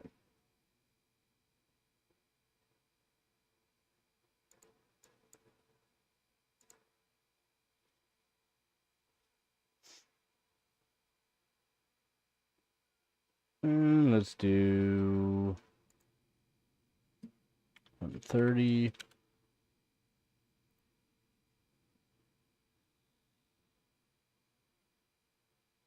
There we go. Now we're getting the fans going. That's more like it. 2.1. As you see, the temp will drop. That's why you have to put down the temp limit on these cards for some reason. Since no power limit, I don't have to worry about it. The power limit literally does nothing now. Okay, so like it does nothing.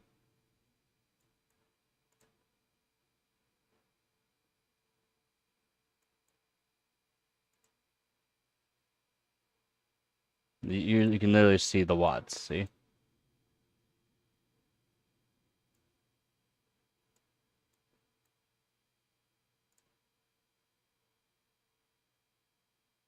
Doesn't do anything now. I was going Dabatron. As you can see, temps are going down. It's very hot in here still, so it's not like it's gonna go down a whole lot. But yeah, it's easily doing 2.1 now, so that's good.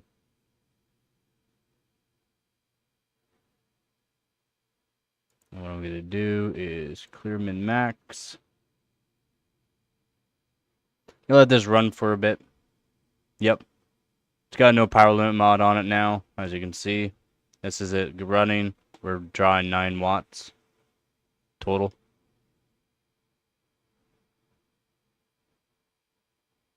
.1 gigahertz.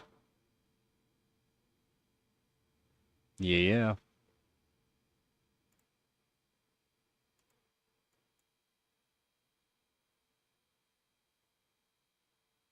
For, we mean like the overclock? 2.125, I think it was, or 130 right now. I'm hitting. Temps are still high, so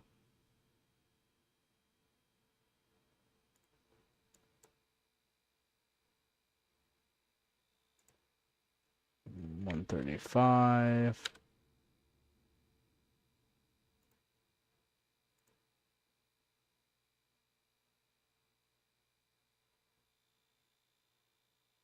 Oh, the watts it uses with mod? It's 9 watts. I don't have a way to tell how much watts I'm using right now. Not sure. I don't have a wall plug for it.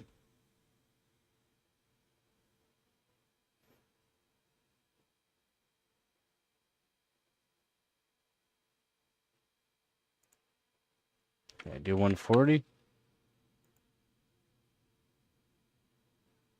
There's 140.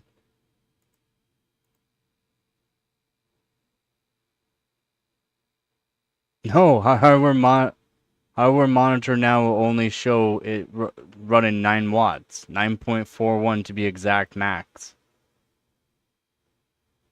Because it has the no power limit mod. So it only shows a max now of 9.4 watts instead of the 320. That's super efficient. Yeah, it's super efficient. Yeah, no, not. It's definitely running probably around 350 watts. Not on this test, but. Oh, not that. Oops. You want Benchmate here. I already have Benchmate open. So we'll leave that. We'll open this. We'll do GPU Pi here. Put down memory clock.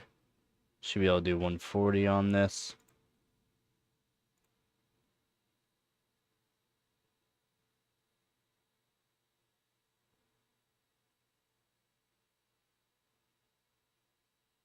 .113. Still have more voltage to be able to use, so that's good. Still max 9.41 watts. Let's go 150 on the core.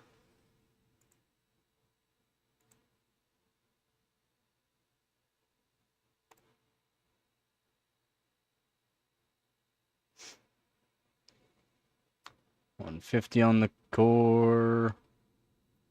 We're using 1.06 volts now.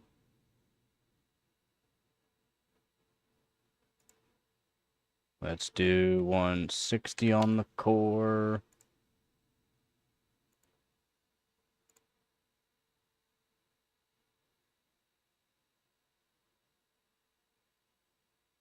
It's running it.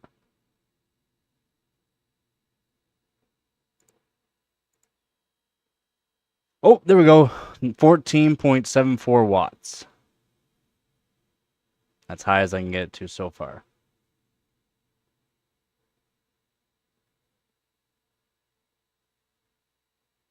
What's wrong with yours?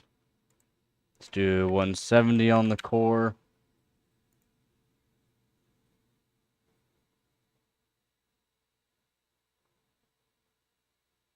What do you mean? What's the issue?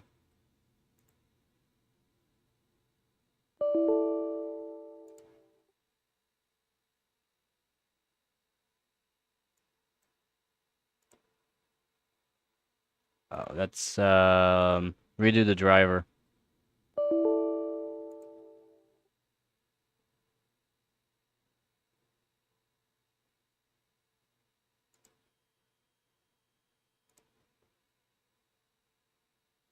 Yeah, it's still a little warm.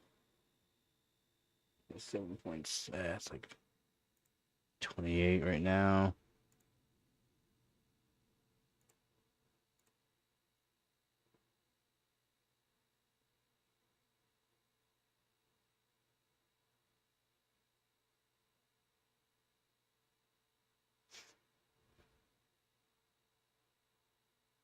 Yeah, I would redo the driver, see if that's gonna help it.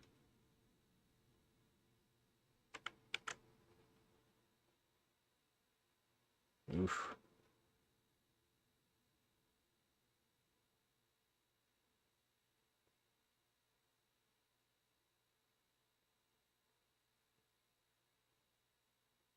Same thing.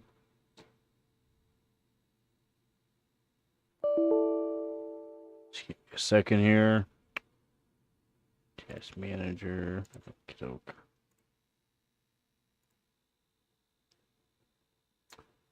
So we are doing better. It's good. It's good. It's good. So what I want to do though is run this for a bit.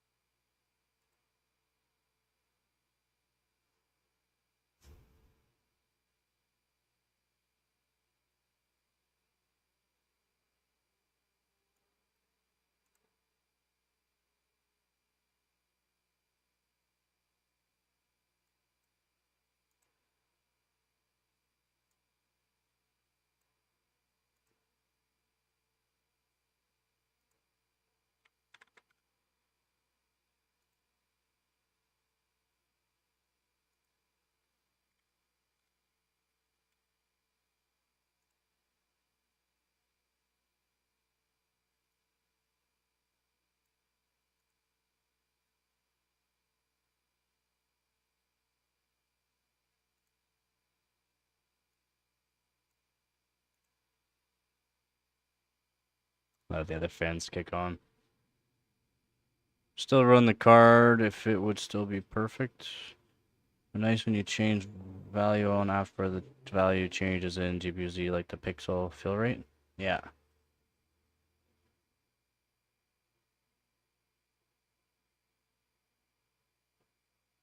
DirectX is on issue if you're having DirectX issue. It's odd, if you ask me.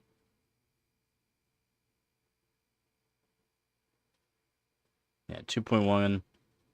Just allowing it to do its thing right now. I want the temp go up. So that way thermal paste, because right now I'm using my thermal paste on it. Just want to see what kind of temp we're going to be looking at. Using almost 1.1 volts. Okay, we can do 120. Yep. 130.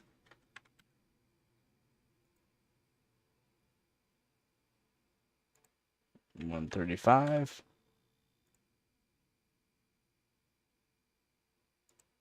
138. I didn't even get the click. It's just too hot. It's doing it though. Not liking it, but it's doing it.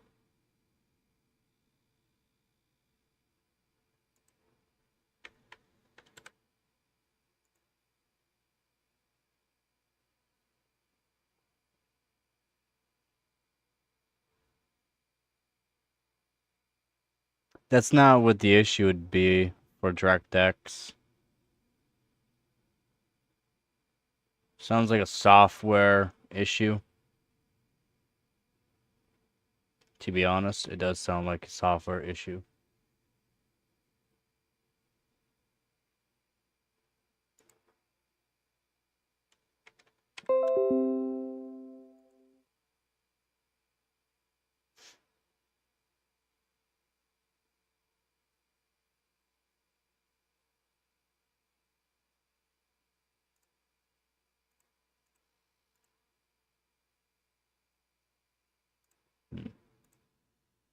Let's do 120.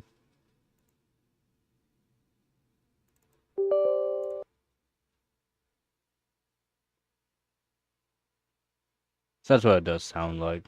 It's not like a software issue.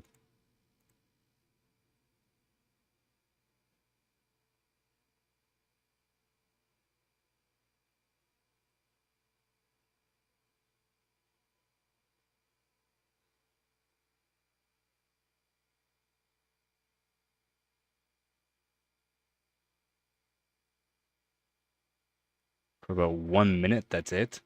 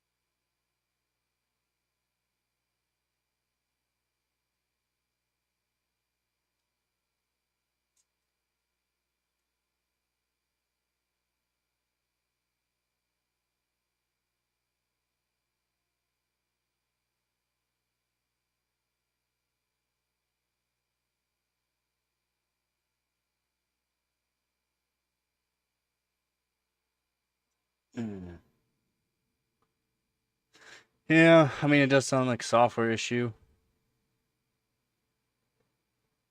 What power supply are you using with it, though?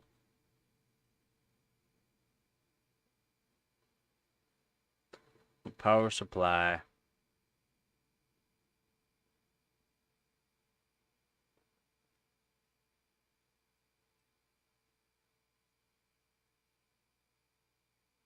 Connectors, have you made sure everything's plugged in right? Try a different, 2 different 8 pins. You've tried 2 different 8 pins on it.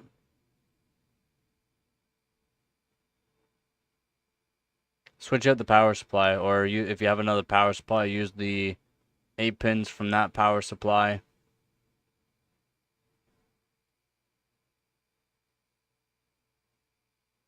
Just to see.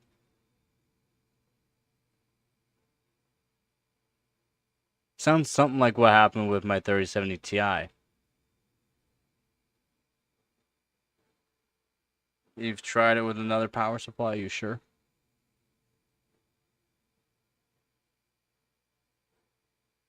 Temps look good.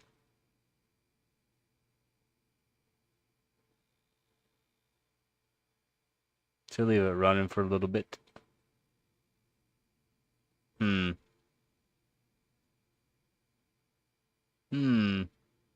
Is an odd.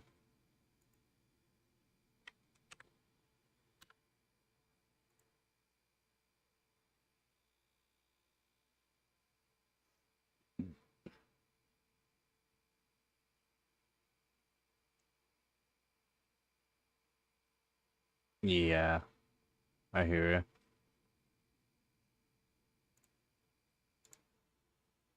Definitely sounds like it does have an issue.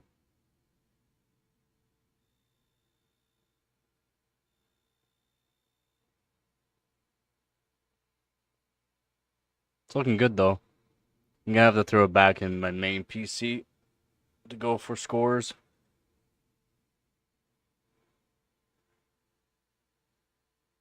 Which my main PC I'm using right now, so.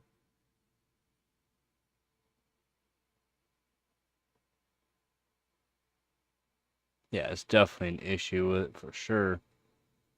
I agree on that. I'm gonna see what my record is for GPU Pi.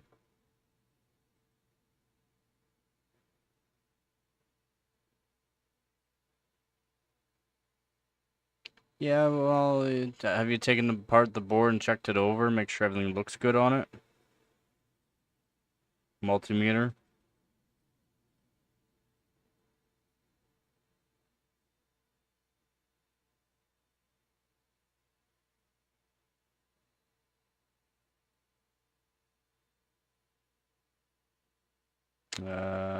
2 by 3, 1 bill.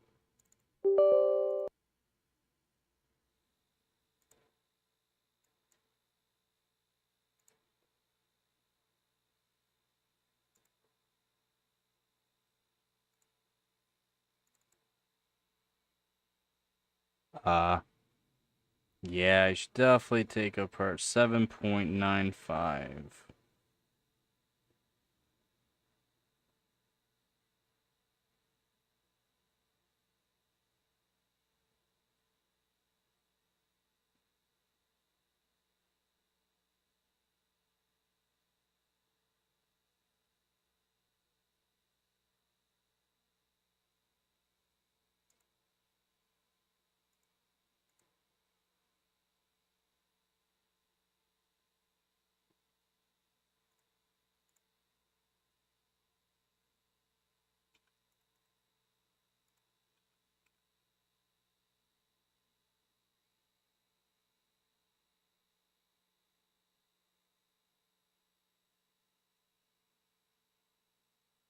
Pretty close already.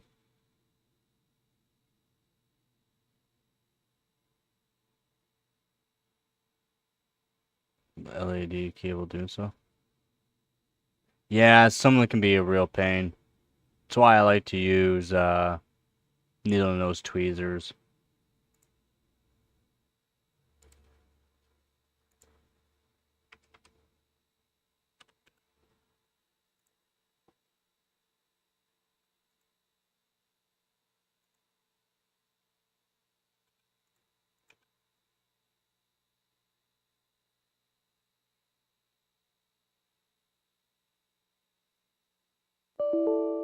Oh, so close. Gotta cool down for a second here.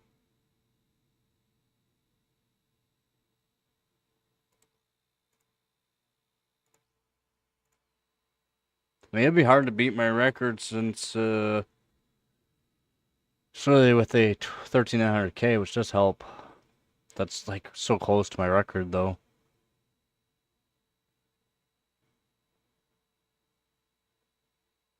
Yeah, it's the RGB on it, the EVGA part of it.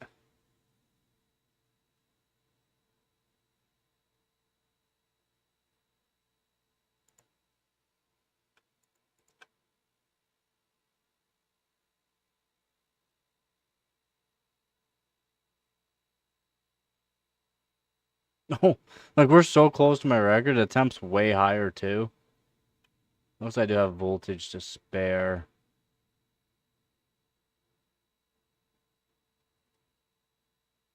Like we're talking temp after the run from my record on this. After the run was 22. I'm starting off at like 34, 33. So temp is good. I mean, this is good. This is showing me it's doing good. So let's put up that.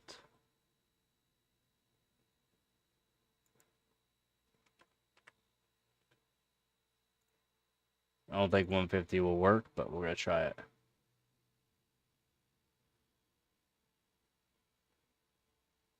Oh yeah, they're insane. The ICX coolers on them are way beefier than what they need to be for the card.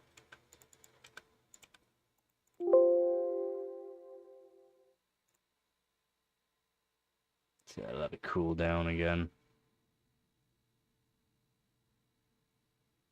Well, I mean, the ICX has dual vapor chamber. It's a dual style. It's awesome. Yeah, yeah, yeah.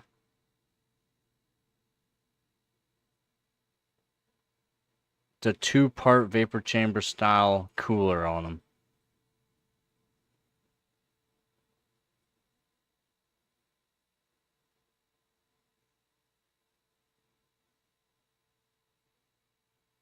Oh, they're insane. They're insanely good coolers. Way better than what they need to be. Yeah, it's not that good.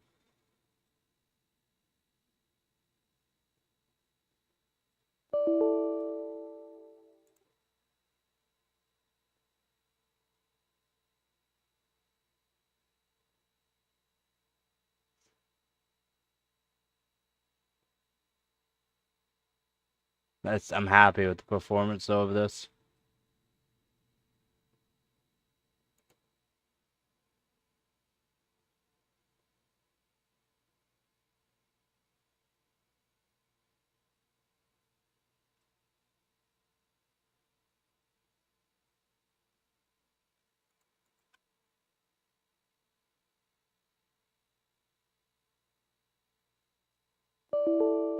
so close.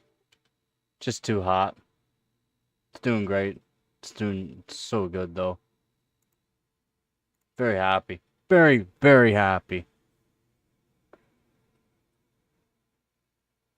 Yeah, definitely was worth it. This will definitely get me first place against a water-cooled card, so it's all that matters. Yeah, it's a two-part cooler on it. They're so well made, the ICX coolers on them. They're so good. So good. So good. Ding, ding, ding, ding.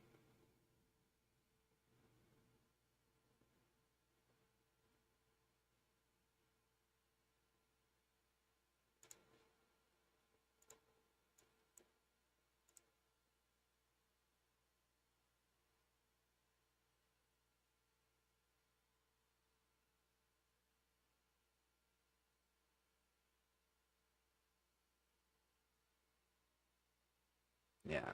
I gotta run anymore. I'm trying to get my room a bit cooler and it's just warming it up more. I mean, I wish I could see how many watts I'm actually pulling. It's probably around 350, I would say. Probably around 350.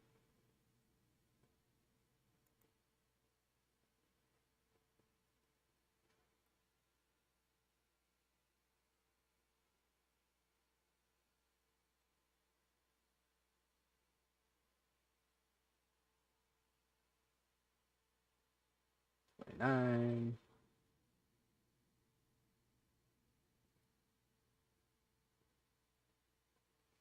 About 375. Seems kind of high.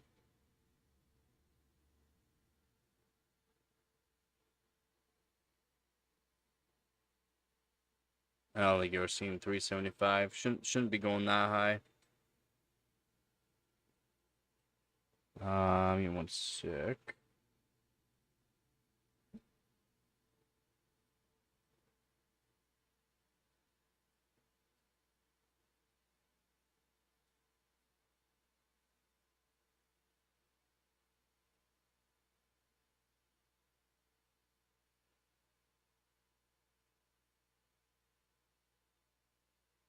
About like 11 degrees Celsius. I could do 2.2. I'm almost at 2. I'm at 2.125 right now. And it's way hotter, so that's awesome. Even with power limit max. And they only go to like 340, I think. 345, around there. I don't think they go to 375. Even the EVGA models. Now, somehow it does have a no power limit mod. Was nice and chilly too.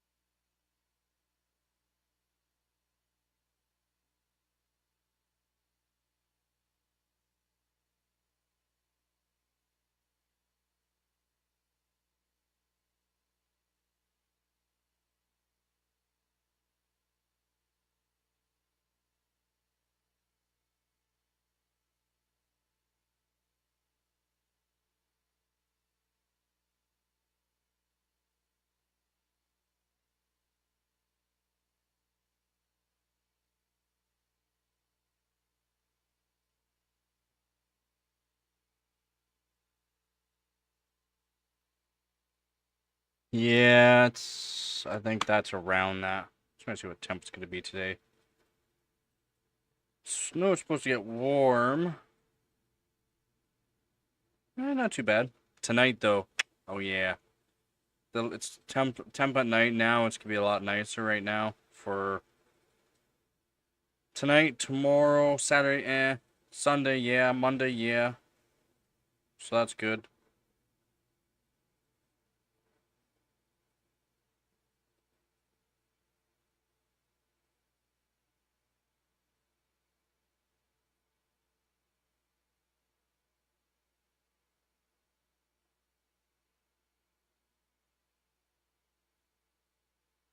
Yeah, you could see maybe 350 watts out of it.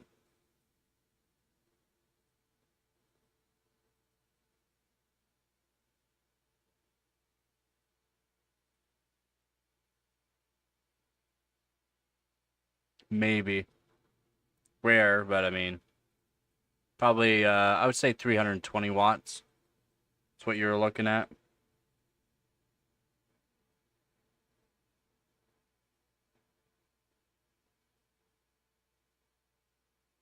So yeah, so I'm happy. I'm happy.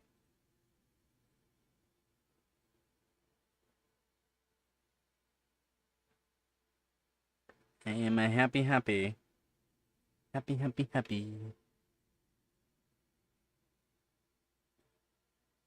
Still Gabby, dude. What? What?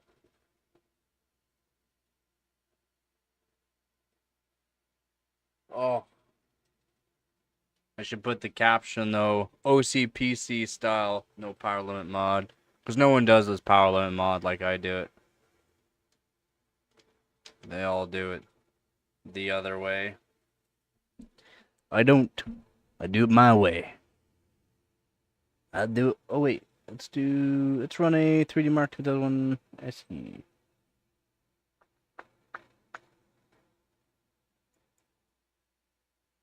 And power limit doesn't do anything, but we'll put for the temp limit. Memory we'll do plus 350. Core we'll do like a plus 120. Let's see if we can handle it. We'll see if we can handle it.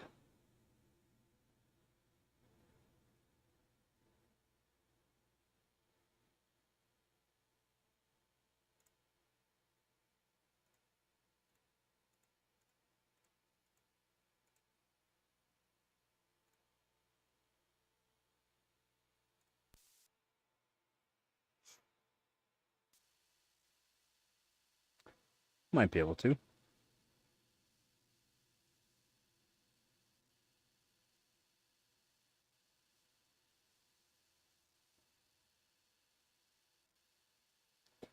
Yeah, not bad. It's only with the 3770K on stock settings, so it's not like it's at its full potential. It's with a 3770K at stock. Still looking pretty good.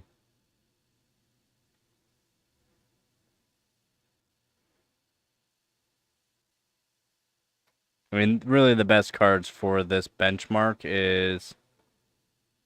Yeah, with the 39K. And I'll be using that tonight. We're doing that tonight. The best card for this benchmark is 980 Ti. Yeah, I'll be doing a stream. Yep. I'm probably not gonna be streaming for too much longer here. It's because I'm trying to get my room cooler. Tonight's supposed to get to a really nice temperature, like right around 13 degrees Celsius out. So I'm trying to get the room cooler so that way I can do a nice little bench session.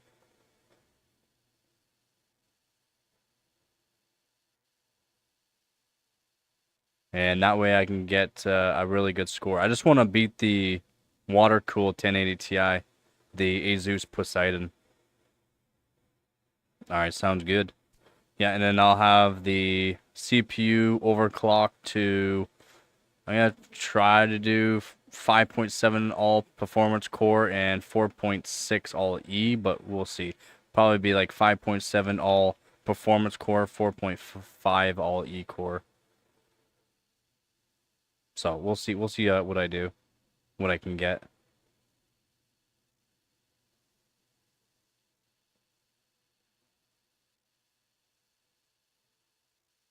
Like I said, I just want to beat the Zeus Poseidon that's on chilled water, and I'm on stock air.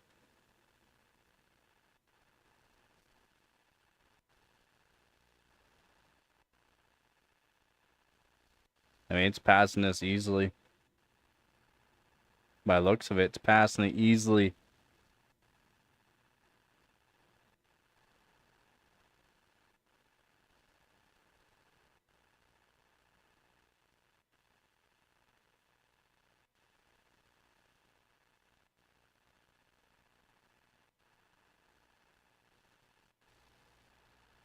And I am working on a being able to hook up an AIO. I'm just trying to make some custom brackets to use it on GPUs. So that way I don't have to use clamps and clamp it, which technically can work.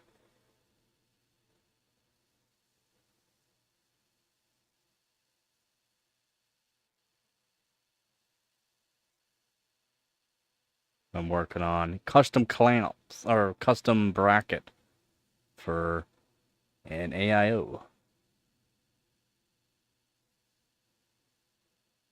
Looks good though.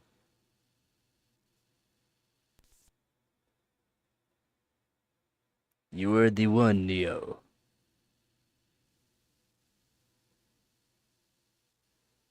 Getting nowhere showing the potential of this card with the 3770K at stock settings. So could do a lot better. And the test is not going to be 3D Mark 2001 SE. It'll be Night Raid. And I have to be 81,000. And before Power Limit Mod, it's 79,000.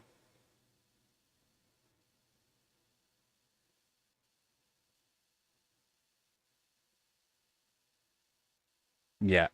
Yeah. 2000 Mark, or 3D Mark 2001 SE came out. I think it was September 2001.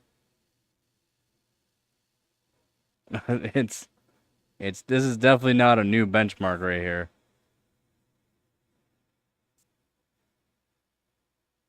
Oh yeah, the CPU is much older. 59,000.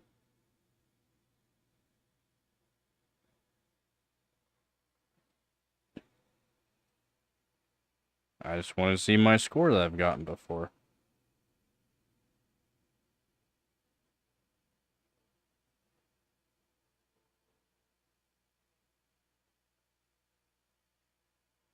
$175,000 is the best I gotten.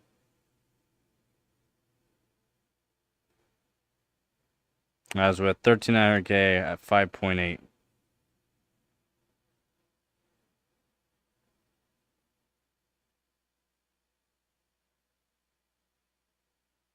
And GPU boost to 2.189.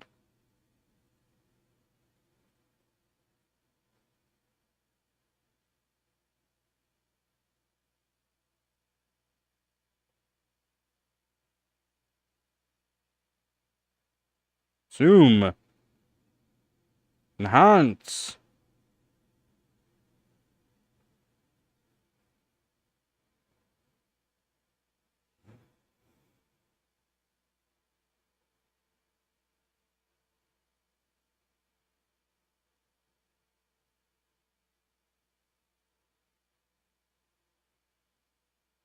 Yes, technically I only need to do game test 2 and 7, so I can rerun this.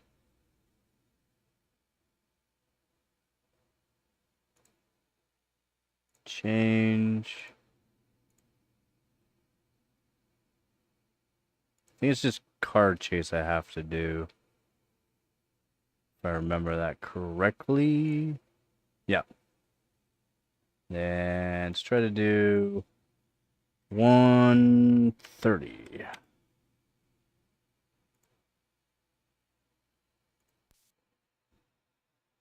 Yeah, this I think the i7 3770 came out 2012 or 2013, around there, I think.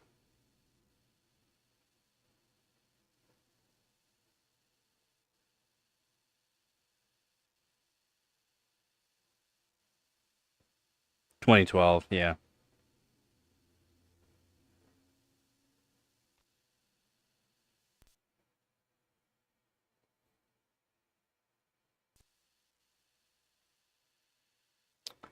9900K, I believe.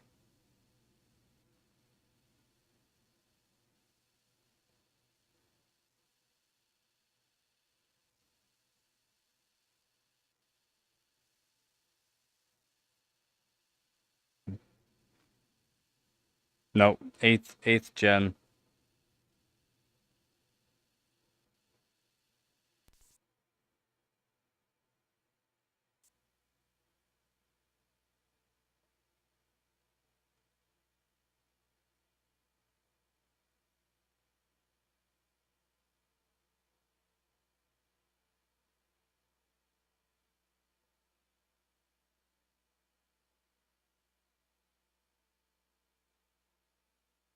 Yep.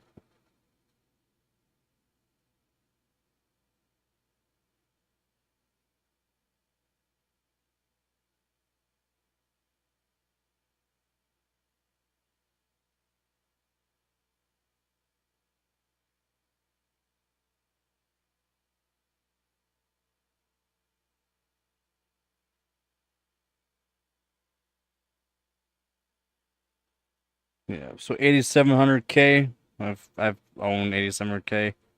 Dang good CPU for the time. Really good CPU for the time. 8700K. Still doing 59,000.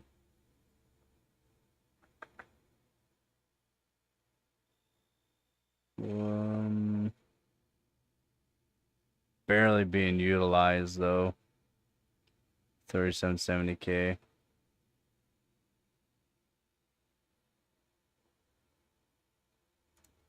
Still good. Very happy.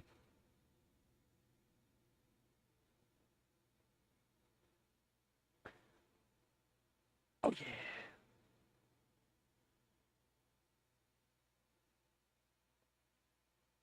Yeah, the 8600K was good. 6-core CPU. And the 8700K, 6-core, 12 thread. Best I got my 8700K to is 5.2 gigahertz. Could have done more, but that's what I got it to.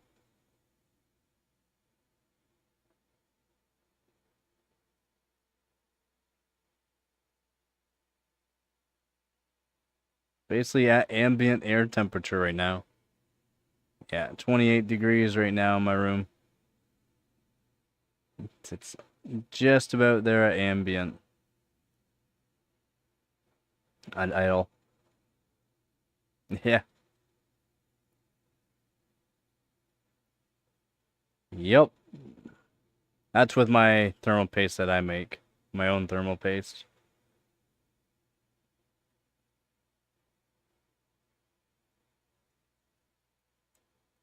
Let's do display. I'm gonna zoom in a bit on this.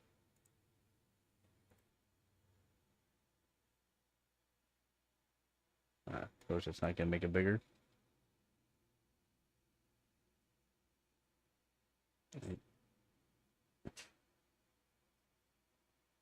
Yeah, it's basically what my fan's doing. Maybe 30.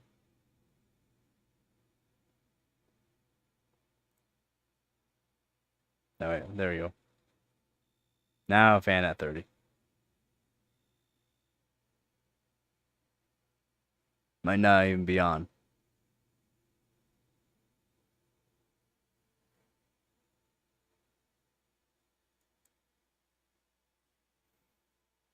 Looks good though. Looks good. Sweet. So that's all the testing there.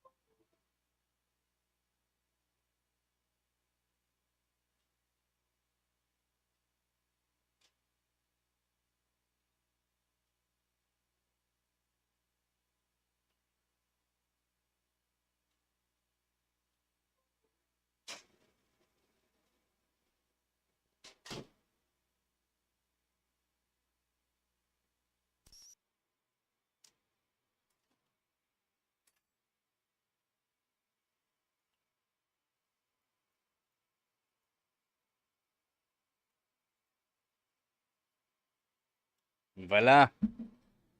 Bella. Good and happy.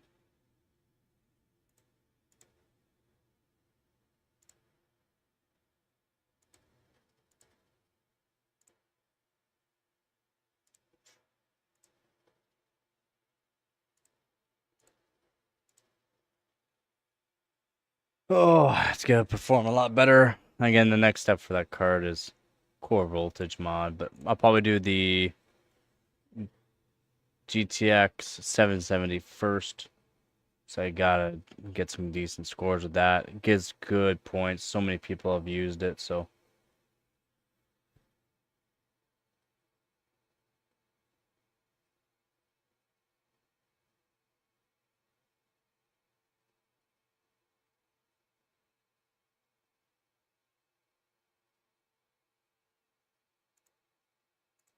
So very, very good. Very, very happy. Happy, happy, happy. Yeah, not sure how much longer it'll be streaming for. Again, I'm trying to get my room cool, so.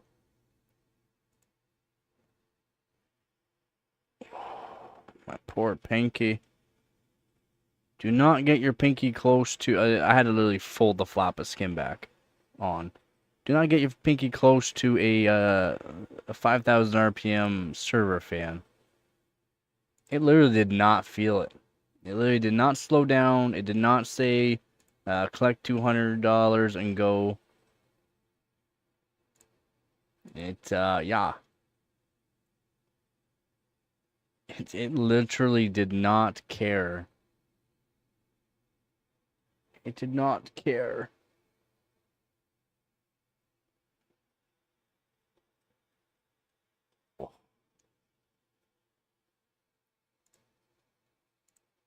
It basically said, do not collect $200.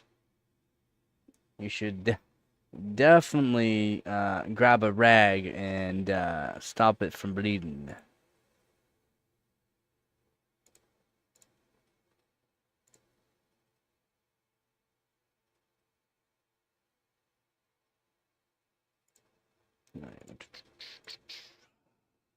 Brutal.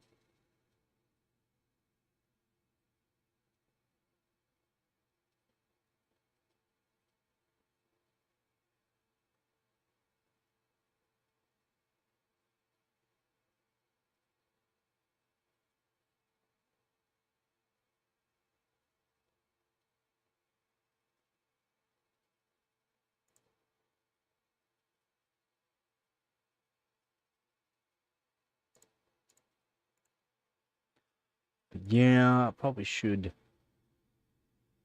end the stream.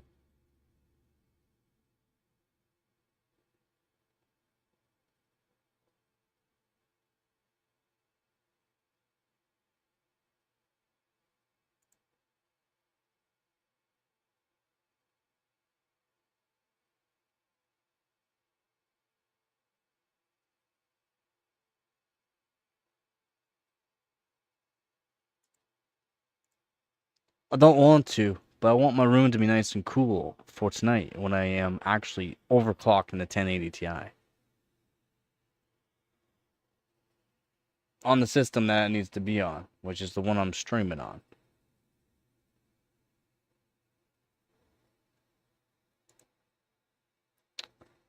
Yeah.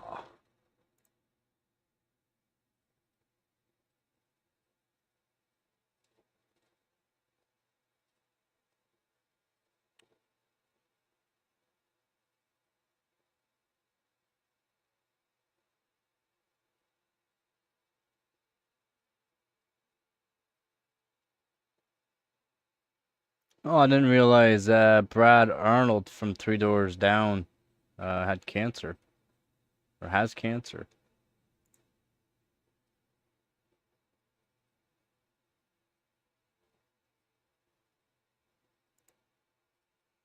I did not know.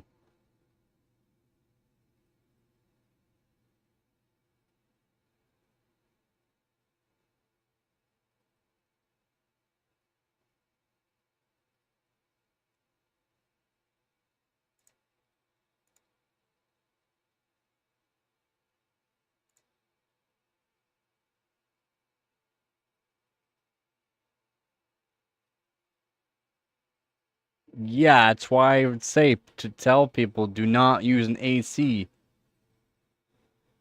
You have to have nice dry air to use an AC unit. And then it's gonna chill out the PC, will make condensation.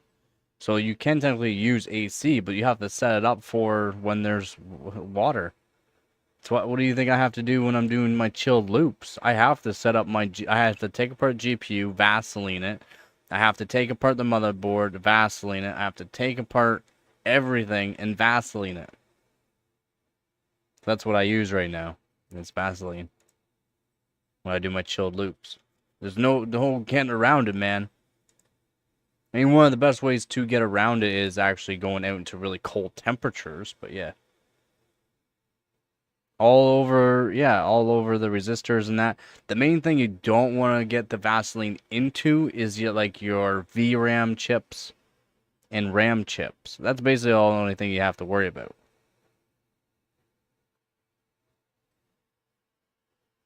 Yeah, put it all over, heat it up, make sure it gets into everything except for VRAM chips and RAM chips.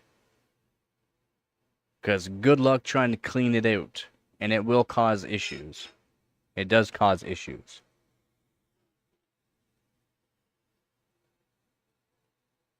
So, it's one thing you gotta worry about. And then, like I said, heat it up, let it spread out even better, and then add a little bit more. And you're literally using like a brush like this. Make sure I'm showing this right. A brush like this. I hear ya. I hear ya. It's best to get like a big, yeah, yeah, exactly. I mean, it's hard to break systems nowadays from a little bit of water, unless you're like getting the water on certain components. You'll have some shorty than that, right? That will just make it so it blue screens. But when you dry it all out, it'll start working again. But on certain components, it will, yeah. Certain components start shorting a bit.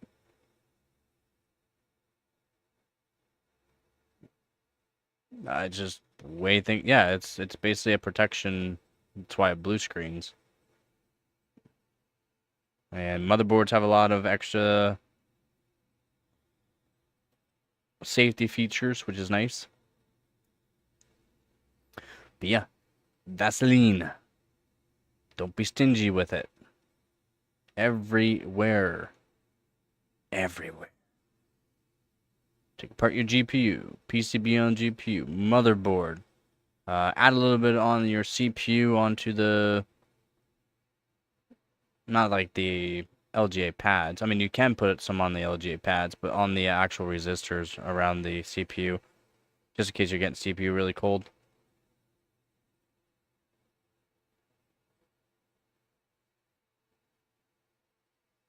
Rust. What's it gonna rust? The solder? You can't rust solder. The screws can. Can, but again, they're painted. The board, how is the board gonna rust? Copper? Is copper rust? What's gonna rust? I wash all my stuff. You remember that? I wash all my stuff in the sink. When I'm doing my good cleanings, I wash stuff in the sink.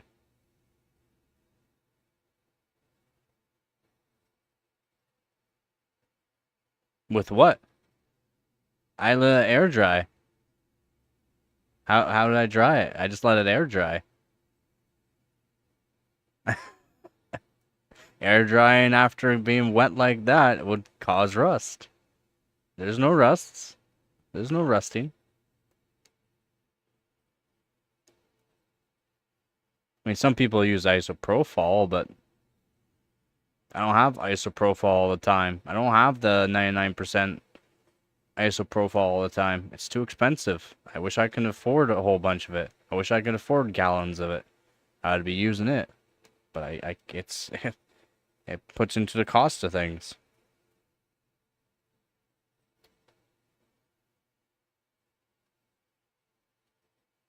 No, man. No, man. Did you not see my putting CPU in water for 7 days straight? Caused a little bit of an issue, but not really.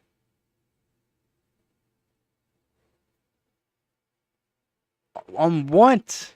What's gonna rust? Solder does not rust.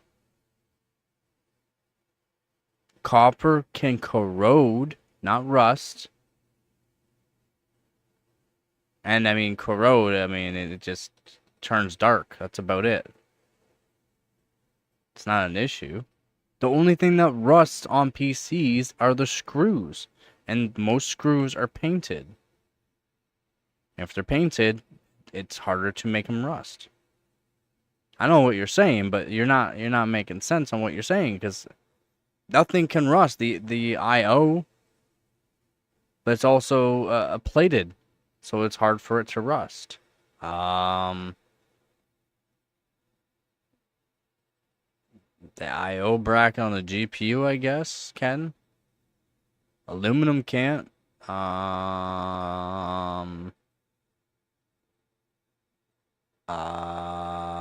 Capacitors can't. Yeah. Again, people don't know what they're talking about sometimes. There are things that can rust, but you can't rust solder. You can't rust the components.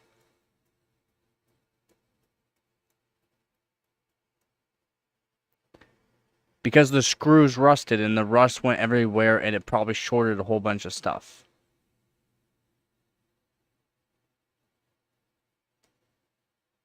I literally, all my GPUs back there, I fixed up. Literally outside for years. I had a server that sat outside for 8 years. Through Canadian winter.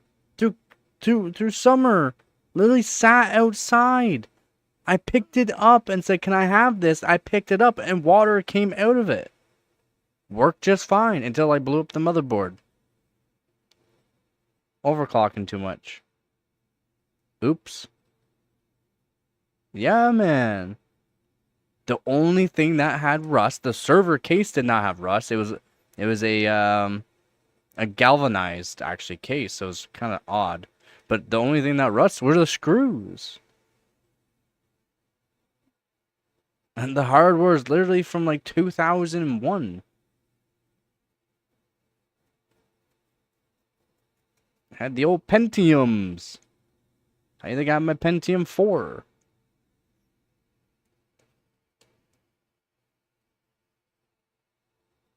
Yeah, it's sat outside for so long. But I was like, yeah, you can have it.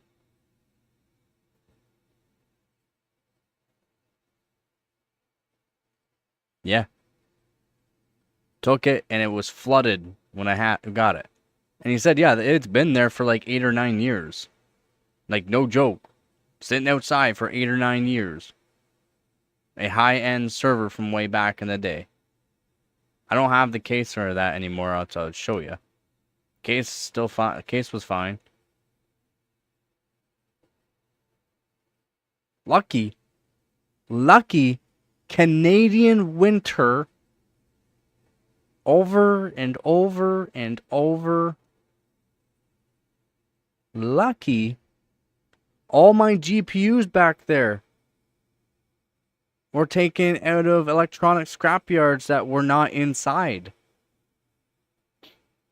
Right there. I can show you one of the GPUs that had rust on it. The only rust was screws.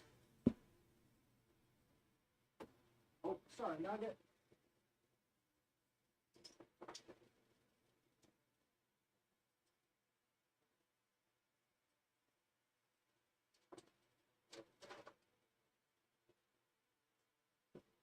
Yeah.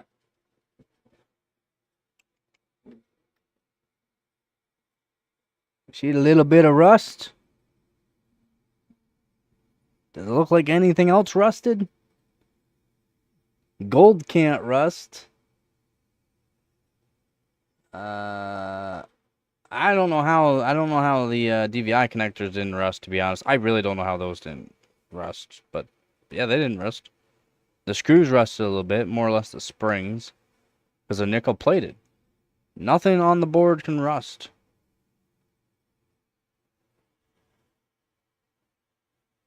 Yeah, PC components are extremely resilient. Extremely. People saying all these weird things about how this and this happens, like, dude, that's not true. You probably spilt Coke or Pepsi or something like that onto it. Like, there's no way water destroyed your hardware. Especially hardware nowadays. Have you not seen some of the tests for your system can be running and you can spray a water bottle on the PC and it might turn off. Let it dry out, turns back up. Unless you hit certain components it perfectly,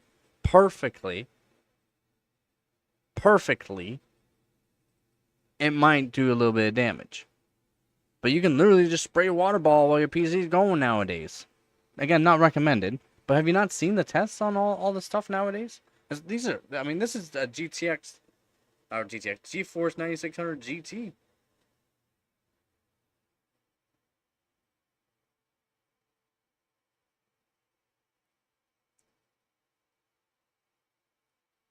Yeah, in another country that was raining all the time, water got everywhere. Was his PC turned on? The power supply might have fried the components. That's different. That's different. That's different. You can literally take a PC out of a natural, like, you know, disaster flood. Clean up the components, put it back together. If water got into the power supply while it was running, the power supply could be the issue. He was talking about Rust ruining his life? Nah, he's just complaining. He doesn't know what he's talking about. Wants sympathy for no reason. All my old GPUs literally came from outside. This one here, after a move, though, unfortunately, there's a... I'm not sure what kind of resistor that needs to be fixed. And then I have to fix the pad that I got ripped off of, so I have to fix that. I'm pretty sure I can fix this card again. I fixed it already once. But after one move, not good. But all my graphics cards, these ones here, all my old graphics cards, the 8600, MSI 8600, 5450, 8500 GS, or 8400 GS, no, 9500 GS, sorry. Where's the other one? Think. I can't think. But all those graphics cards came from outside that were literally outside in a pile of old hardware. They all work.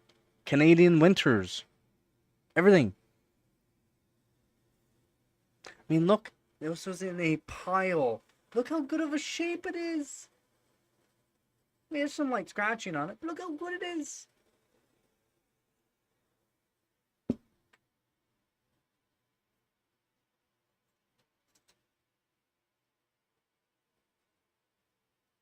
Yeah, all my old graphics cards are from electronic scrapyard that's not inside. Everything was put outside. I mean, some of like the higher end stuff that they were able to get, that people walked in and said, "Here you go," that's different. Not that stuff. That stuff literally gets dumped out of like big totes and that. What's up, Vep? That HP ProLiant system was thrown out of the back of a truck. Still works. Still works. At first, I didn't think it worked. At first, I didn't think. But yeah, then I realized, nah, it takes like 20 minutes for it to do all of its safety checks to make sure it's in functional working order. Its own safety checks. It's so long. It takes so long. It's so loud. The whole time while it's doing safety check, and then once it does the safety check, no. at a dump, not an electronic scrapyard, a dump. The top of it's dented, and to dent that thick steel that's on that, man, literally threw it out of like a, not a like it's like from like 8 feet up. Whoop. Still works. Yeah, man. Yeah. I had to put all the hardware into it, but it still worked. I had to buy. They only had one CPU cooler. I had to buy the other CPU cooler. I had to fix the mounting for it because it snapped. It's just old. Just a snap. And I couldn't find the actual hardware to redo it, but whatever. Motherboard still worked. Everything still works. All that matters. All that matters. And oh, and boop, up there the Z97 for i7 4770Ks, 4790Ks, those CPUs, 4th gen, same thing. I'm not 100% sure it works. I've went over it with multimeter, and it looks like it'll work just fine. Everything reads correct, so it should be fine. Is it fine? I don't know. I don't have a 4770K. I wish I did. So if you want to help me out,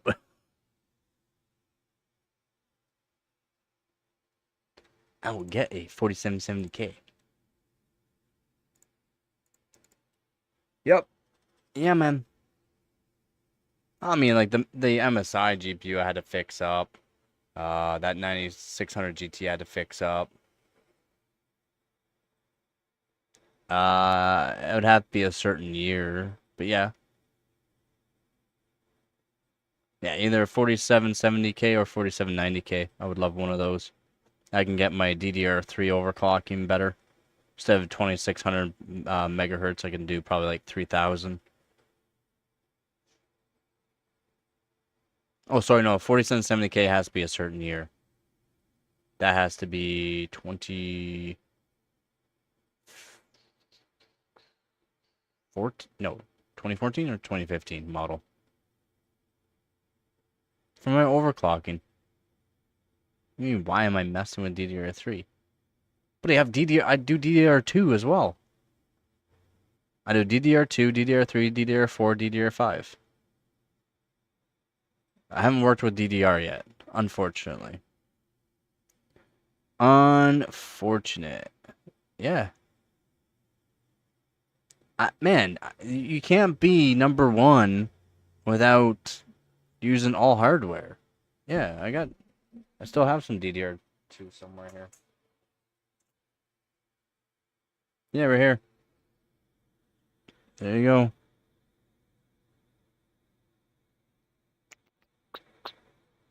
KVR D2. It's DDR2. And it's 1.8 volts. Oh yeah, they still comp it. And I'll be using my old Pentium for that. Yep, if I still had a motherboard for it. The motherboard I had was pretty good until I messed up. I didn't break it by overclocking it, okay? I didn't break the motherboard by overclocking it. I tried to take the heat sinks off. You can't take the heat sinks off of these old motherboards, by the way. They are epoxy welded on. And I ripped it off, and I ripped the VRMs right out of it.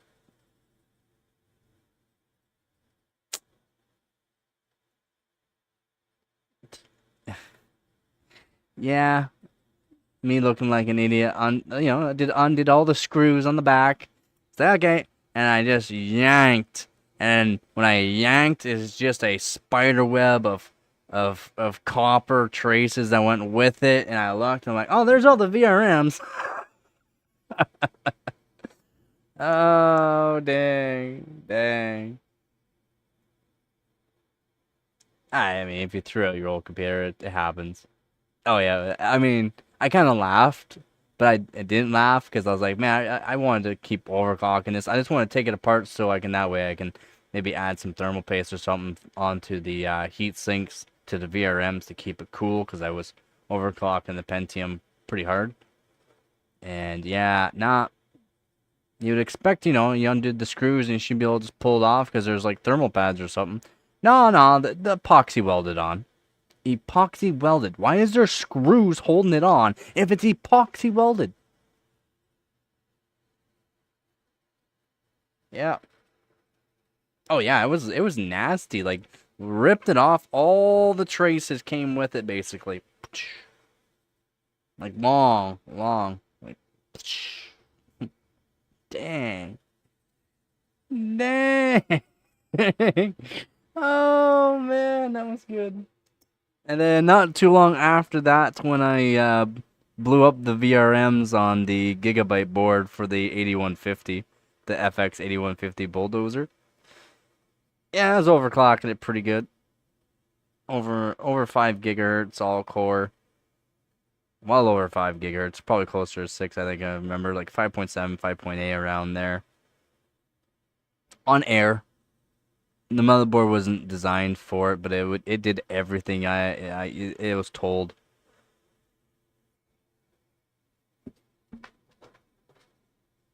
Still using it as a donor board. Yeah. Got some cat hair on it. Just use it as a donor board. As you can see, it's a little toasty. And the back side, I mean, a lot of cat hair on it, but just a donor board now. No cooling on the VRMs whatsoever. Yeah. Yeah. Yeah. Oh yeah, it basically melted it right through. Copper showing on the other side. Literally copper showing on the other side here. Um, the VRMs are like lifted and then like around it. I don't know, it's really hard to show. Like you see all the copper and all that. Yeah. It did whatever you wanted it to though. Like it literally I'm still stable. I'm still good. I got this. I got this, boss. I got this, boss. Dead.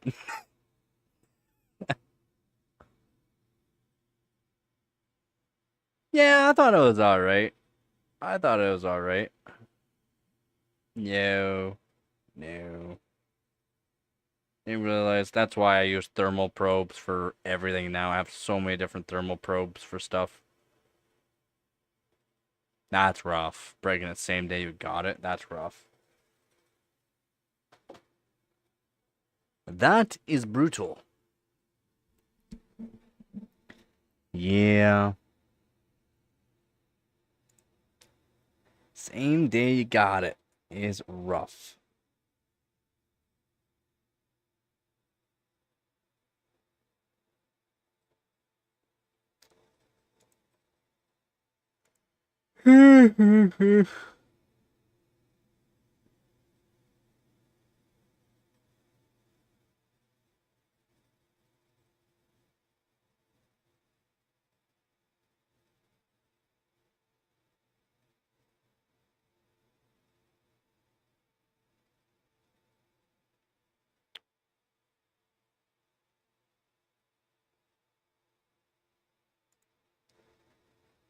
I mean, it is what it is. You gotta learn. You gotta learn some way, right? That's hard to do. That's really hard to do. Crack the chipset heatsink, or the chipset from the heatsink.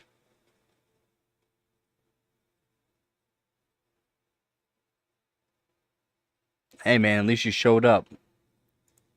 At least you showed up. That's the main thing.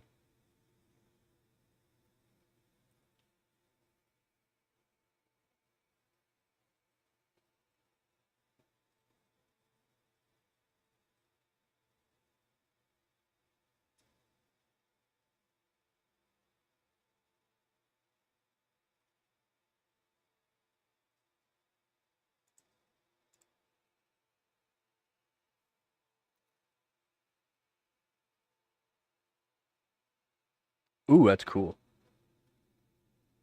That sucks that was at an EVGA board, though. Exactly, Vep. I know that's true. That's why I said it. I only say things that are true. Remember, a lot of people think I'm autistic. This desert boy might be... You might get some rain. Ooh. Yeah, it's supposed to rain a little bit here. Not much. But it's supposed to get nicer tonight. That's all that matters to me.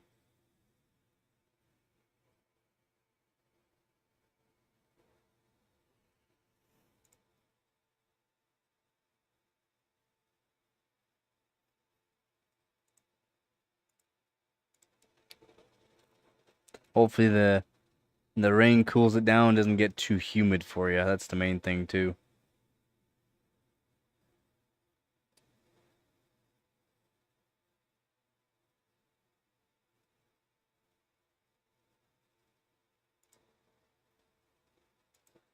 Mm, mm, mm, mm, mm.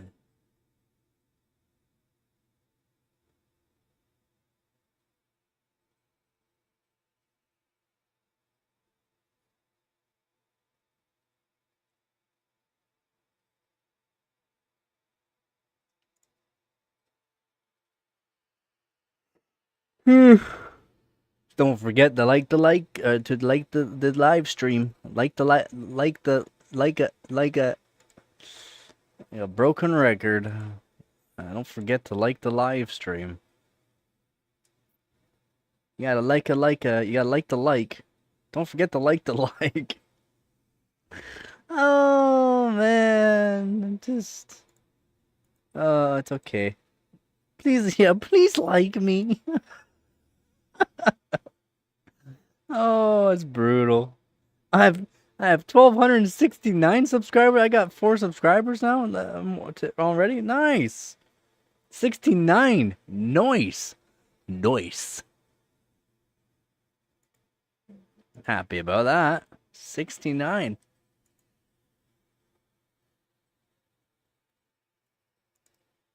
I got 4 subscribers off.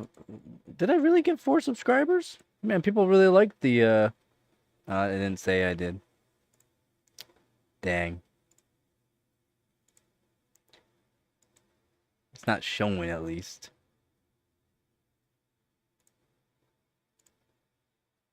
Aw. Not sure where I got the subscribers.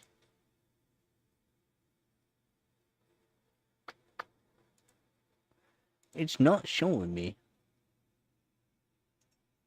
Overrated. I should have put the instead of the live stream going, yeah, EVGA getting EVGA 1080 Ti ready for competition, no power limit mod. I should have put OCPC style no power limit mod, because no one does the no power limit mod the way I do it. I don't know why.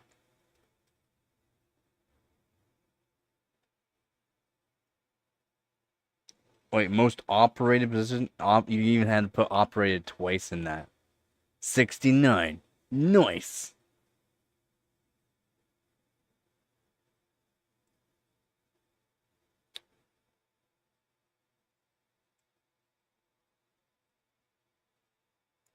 And people wonder why I have 269. Nice. Because who doesn't like 269? Nice. And it's also a local area code for sheet metal workers, so. Yeah. Yeah. Nice.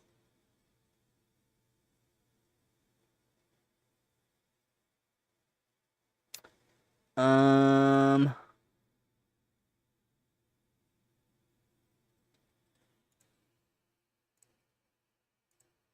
Sure, guys. I'm just checking on the competition. It didn't mention, but my mobile wasn't good enough for CUDIM. Wasn't on the QVL. You have to get motherboards that can handle it, yeah. That are designed for CUDIM. That's why I said that does it work for it? That's why I said. That's why I said. Let's see. Oh, we're still second.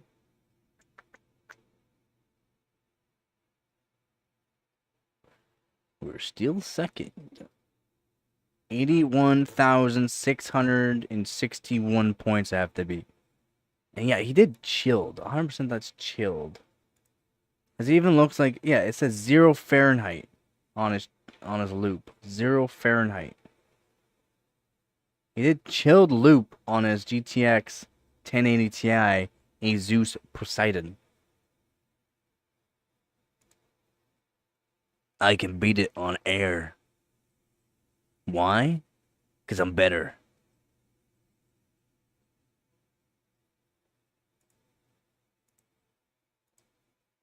What's up, Zarday? Yeah, I mean, still, you can still get good speeds out of it, even though it's just standard dim. You still get good speeds, buddy.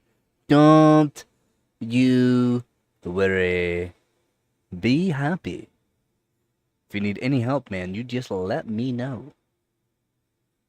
I will touch that RAM kit all over the place. I'll tell her, who's your daddy? How are you achieving this temp?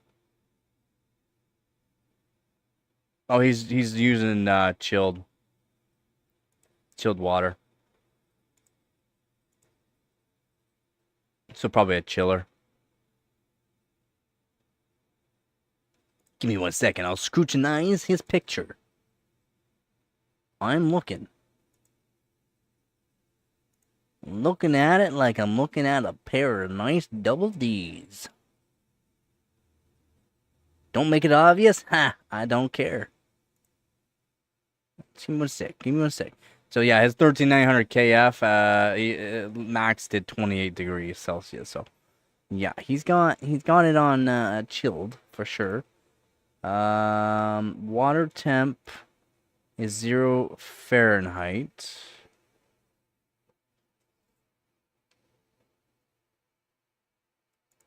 I'm looking. I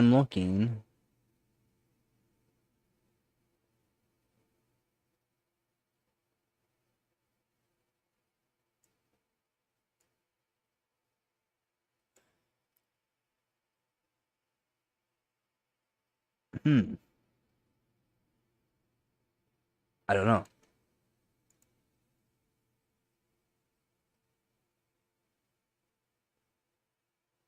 You can get chillers off of Amazon.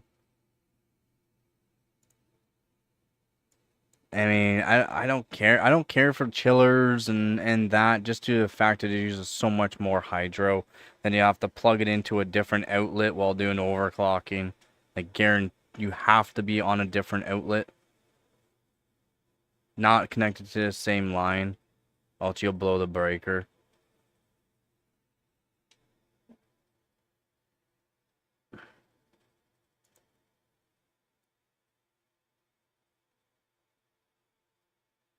With everything water cooled? Yeah. And the chiller you're getting is not gonna be that good.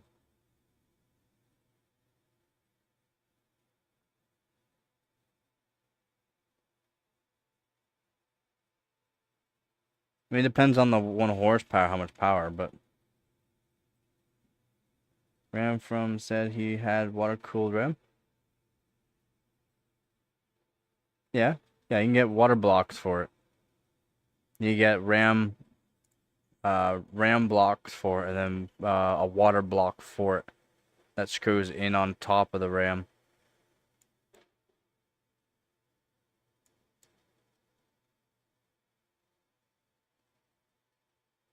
Does it really help that much? No. On RAM it doesn't really help that much.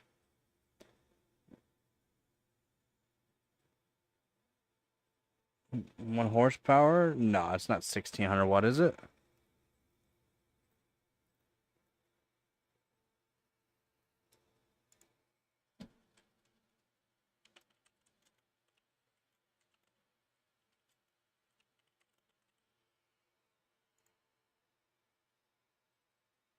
Holy crap, 1,000.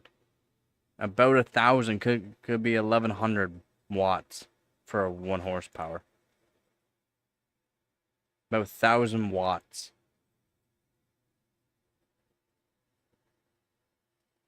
Yeah, it's probably efficiency though.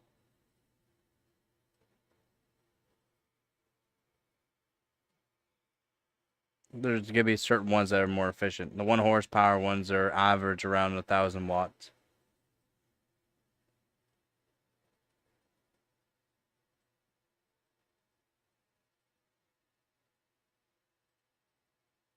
Isn't good enough for gaming anymore. Have you not seen the tests I've done with it? It can play still 4K some games.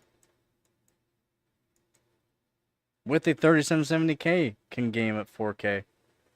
Man, people are just wild on what they're doing with what they want. Or, I mean, I don't get people. I don't get them.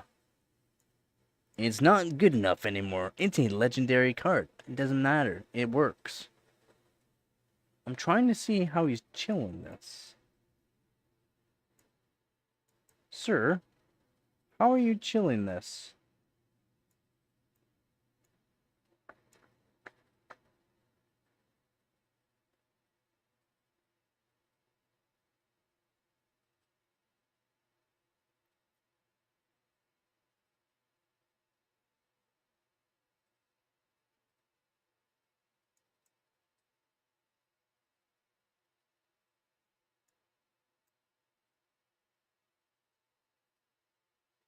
I can't see how he's chilling it.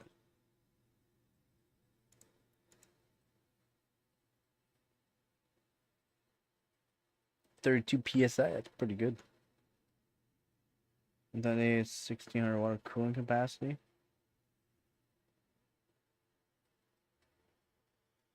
It's not 1600 watt of cooling capacity, it's 1600 watts probably.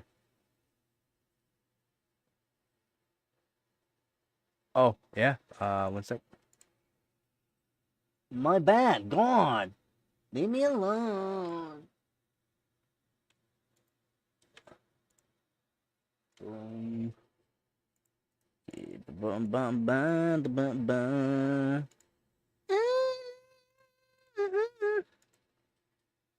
Wee. Tell me how is he how is he doing it? Look, I can zoom enhance. Zoom enhance. Zoom enhance. How is he chilling?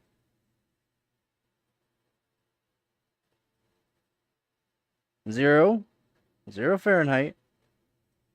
Tube in. Tube's like goes, I don't know where it goes. There's his Asus Poseidon. And 13900 KF.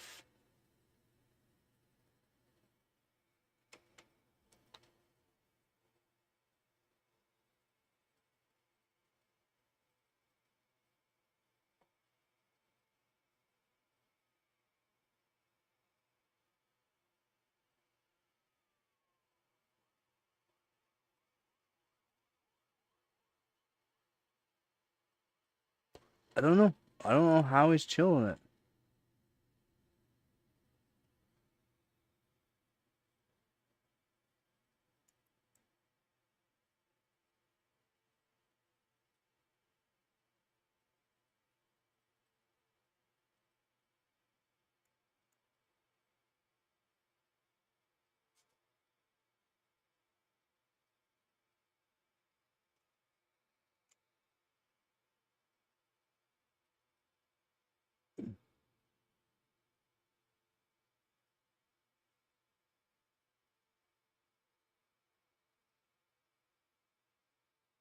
Is it outside?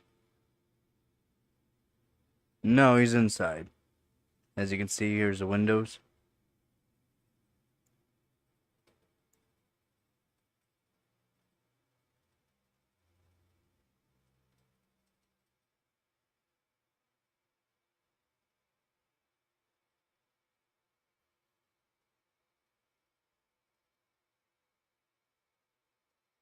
Such a weird graphics card, eh?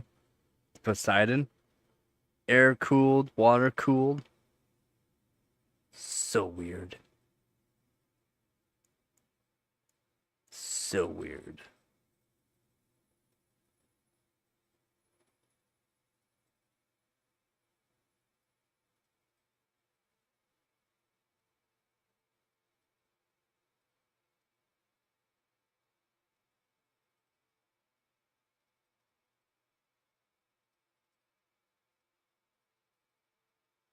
Oh, maybe that's for the flow meter. Maybe that's not temperature. Maybe that's flow meter. 0, 0 flow, 0 F. Maybe this is temperature. 30.4, 31.9, 32.9. Ah. I mean, his 13900 KF has got to be direct died then.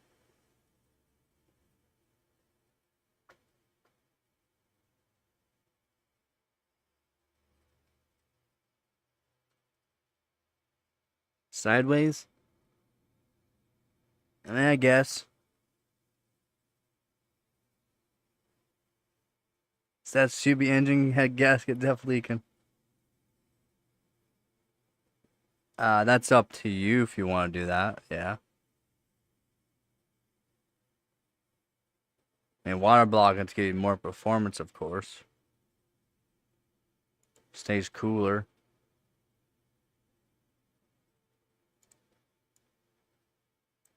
What do we got here? Zoom enhance.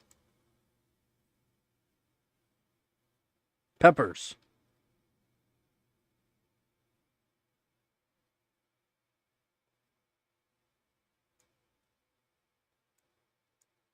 I have this. It's on my EVGA PC case beside me. Gamer Storm. Gamer Storm.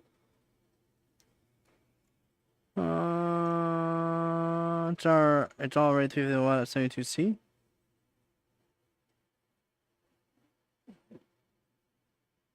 It's not 350 watts. 3070 is not 350 watts.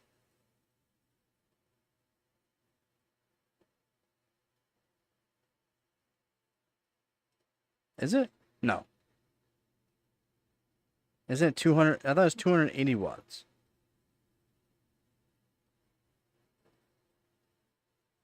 Or is it 320?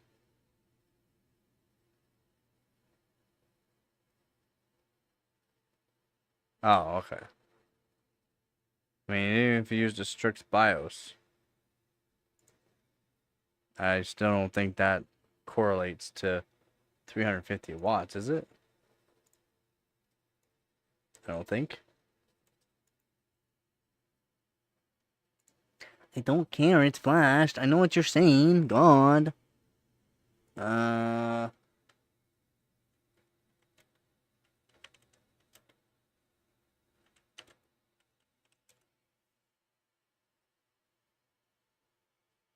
280 watts.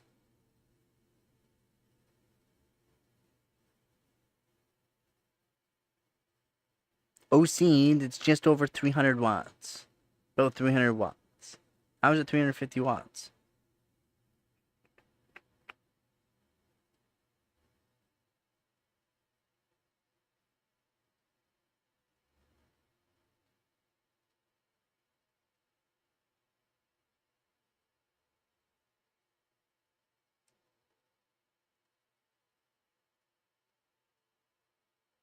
Yeah, it's 280 watts.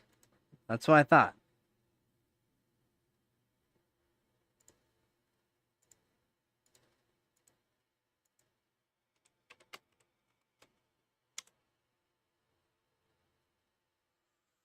Yeah. The RTX 3070 V2 OC edition is 220 watts.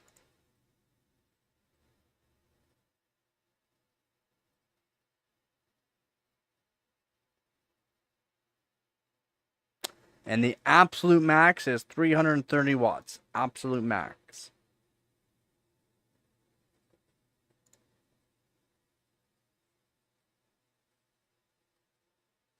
While playing games, they'll use about 261 watts.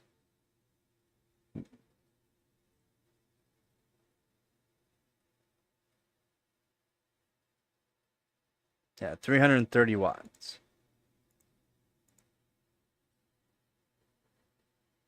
You won't be able to share the link. Not on the YouTube, unfortunately.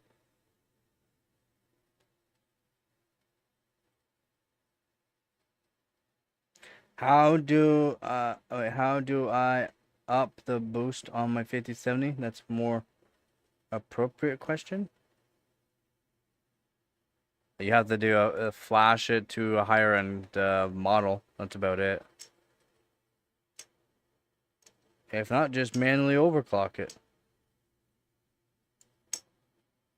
Can you crop the link only? What do you mean?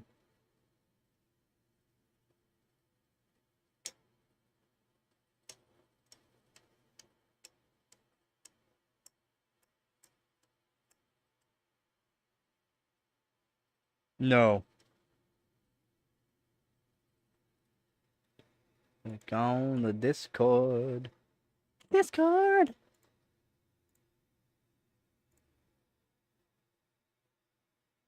What you got going on?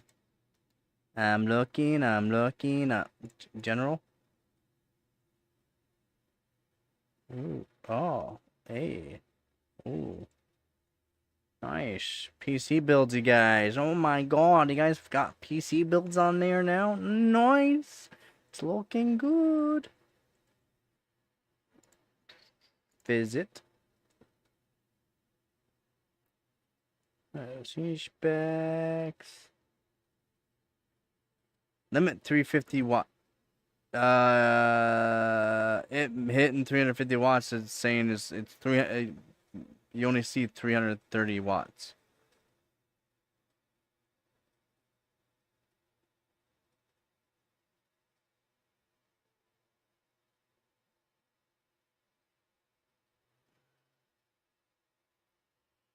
Yeah, what I've read on that is saying it's still you're only gonna see up to 330 watt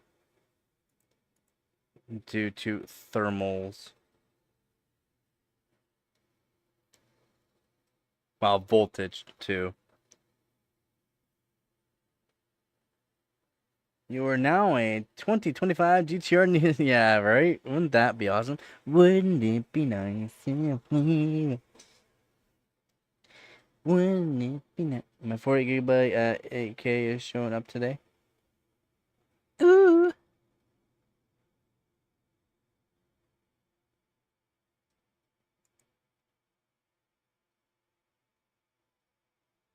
I mean, what cooler do you have on it? Like, what model do you have? What's the actual cooler on it? It's 72C. That's pretty good. It's actually not terrible for getting that kind of wattage, in my opinion.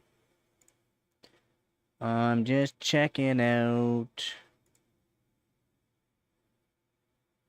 your mom. The competition here. Just checking out the scores.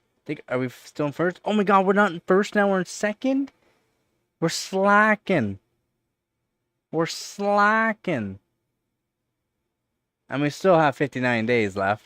Almost 50 or 60 days left, but yeah, we still have 59 days, 22 hours. But we're slacking. Ah, I gotta jump into Discord and tell the guys you're slacking. It's the palette. Ah.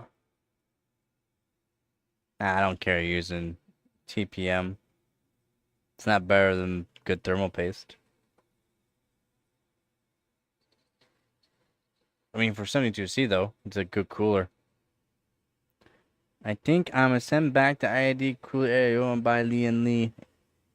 Has better cooling numbers under stress. Is it?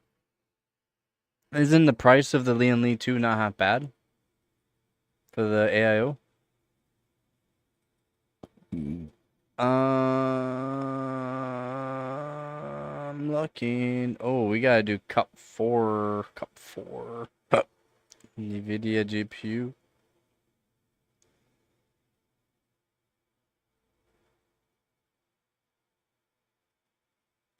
I need another GTX 770, guys.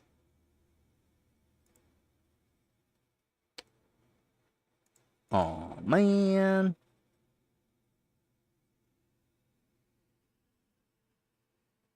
Model 5080.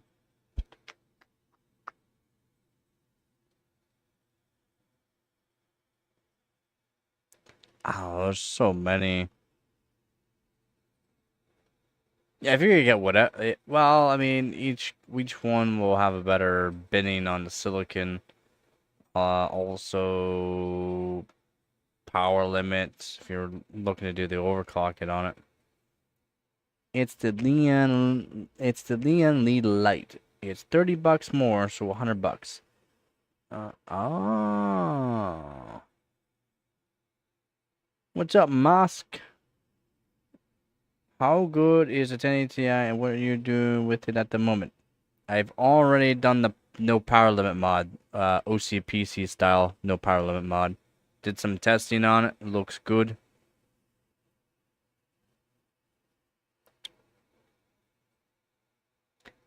Leon Lee Lite is cheaper than the rest of their AIOs. Oh. Oh. I want to get 900D. I like huge cases. You like the big things, don't you? You like just swinging it around. And around and around.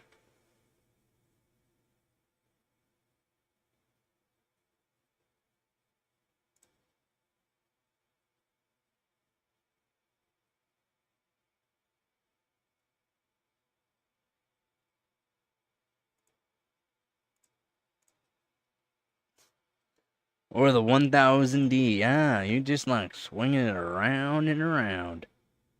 Just slapping it in everyone's face. And you get a slap, and you get a slap, and you get a slap. Everybody gets a dick slap. I have a small case, but it flows cool. That's what your girlfriend says. It's the perfect size. Oh, man.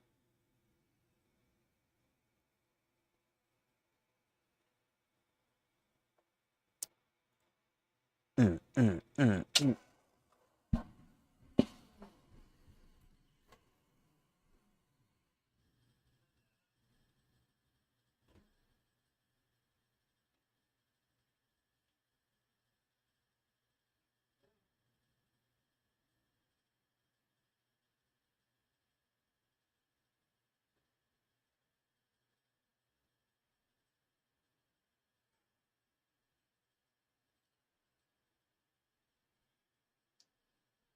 Fan blade broke. Fan blade broke. Are you trying to push? I can't push a whole lot of wattage just due to the fact that I have to do a voltage mod. And I don't have the stuff for the voltage mod. It's probably going to be around anywhere from 350 to 365 watts with the no power limit mod, though, the way it is.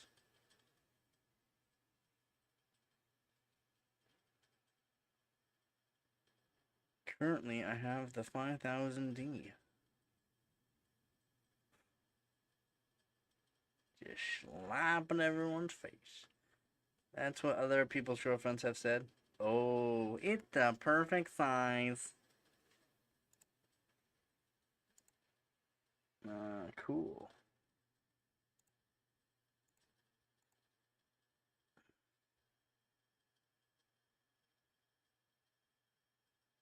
Why flash an XOC BIOS?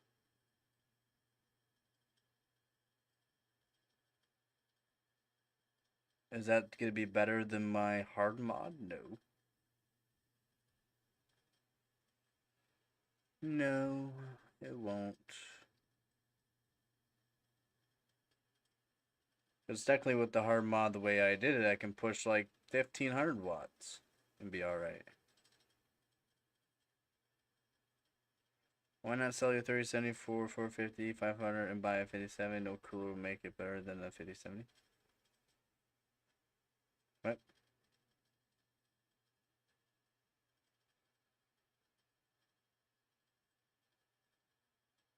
What sounds like a good video? Explain yourself.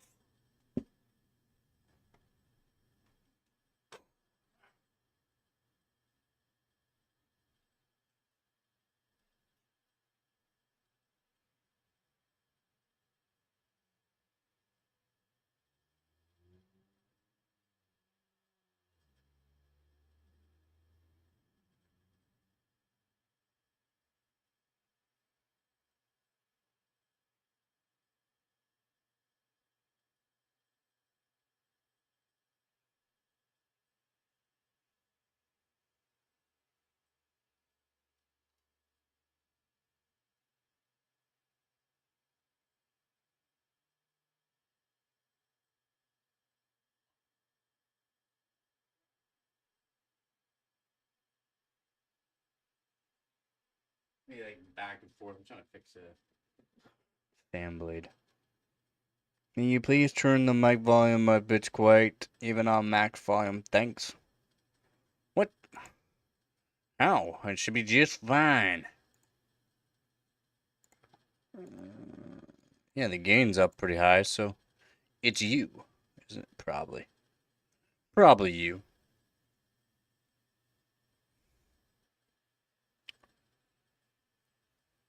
Oh, Shunt versus XOC BIOS. And the only thing that's really good be, I mean, I like the hard mod. And then for certain cards, there are certain cards that, yeah, the different BIOS be better. Like, a BIOS would be easier, I guess.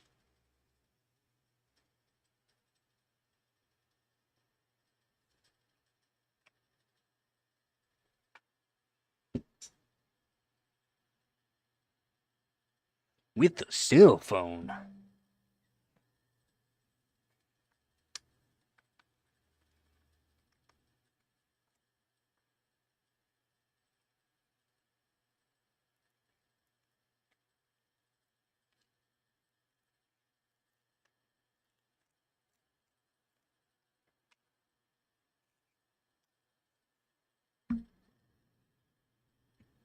Yeah. Yeah, I've already moved.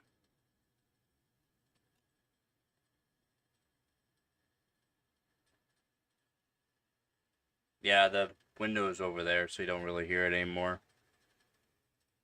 But the fan blade just broke again at the reglue it. Not sure how it happened.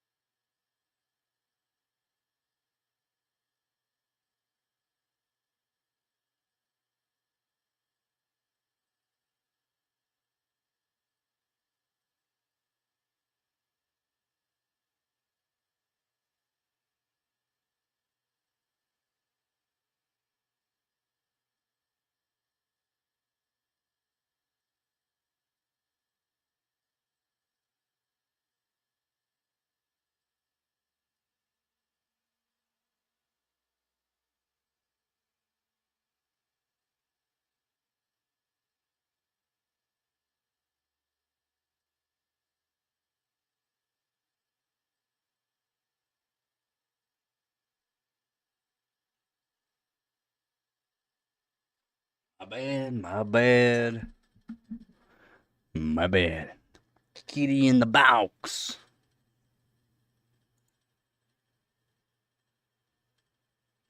She's not chunky.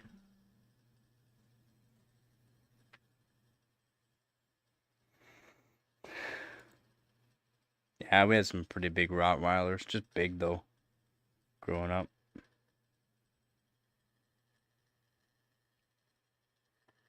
She's just a big kitty. Isn't that right? Isn't that right? Here, come say hi. You stay in the box. Want me to get you? Want me to get you? Oh, yeah, come and say hi.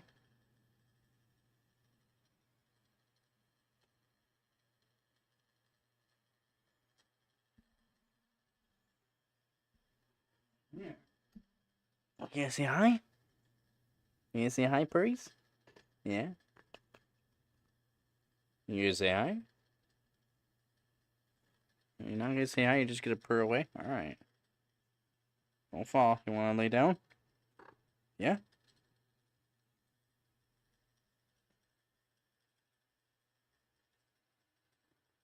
Come on. Come here, I'm ready. You a flop or what you doing?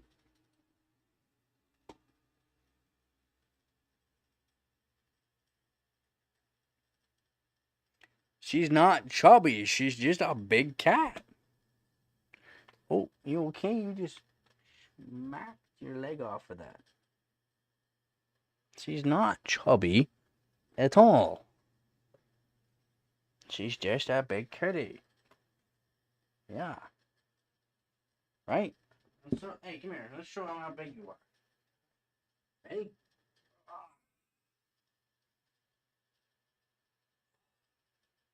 Gotcha.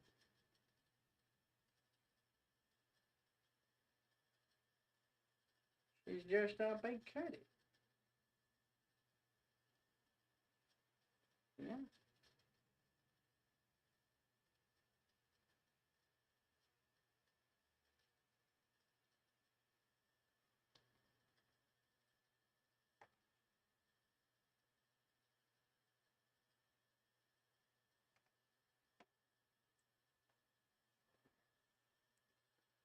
Oh, she'll crush the record. I can't let her do that. She'll crush the record and I'd feel bad.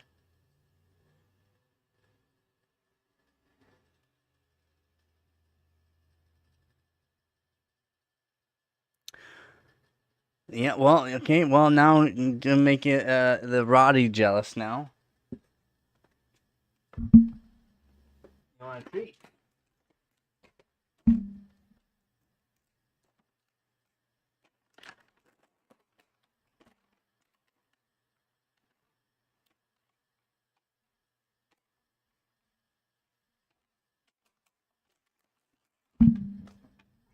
Yeah, you want a treat? You sit? You sit? Wow, you're so happy. Yeah, you're so happy. You sit? Hey, you sit? Yeah, itch before you sit. Sit. Paw. Other paw. Can you lay down? You're not gonna lay down, you just want paws? Now other paw.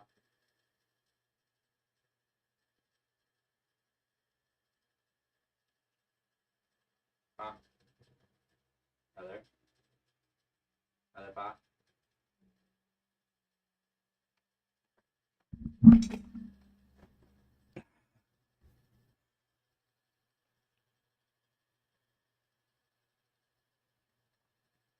Yeah, she's a good kitty. I don't know if you saw her.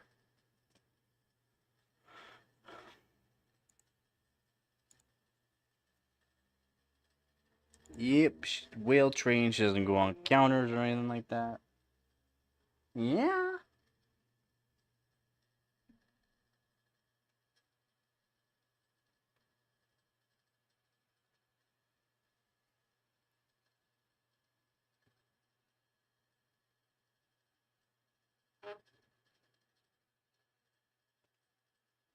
I'll lay down in front of the door, yeah.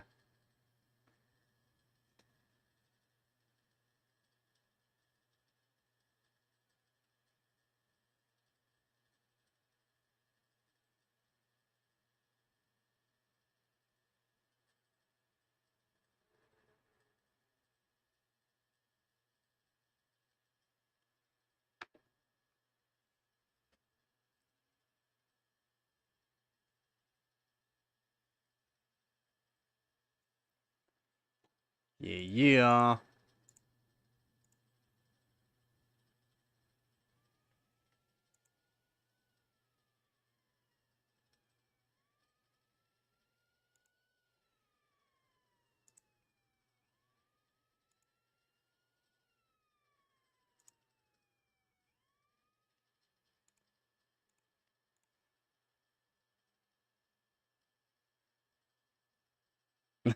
He steals remotes, really? Really?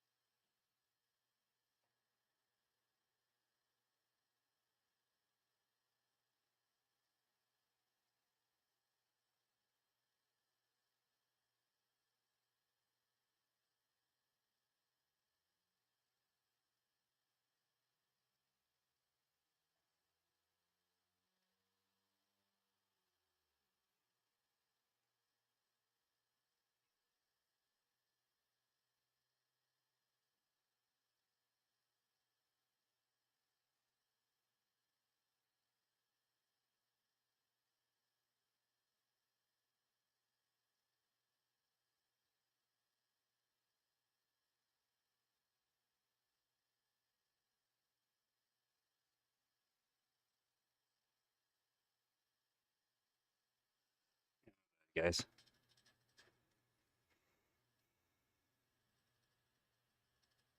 Let's not be aggressive. Well, I would hope not.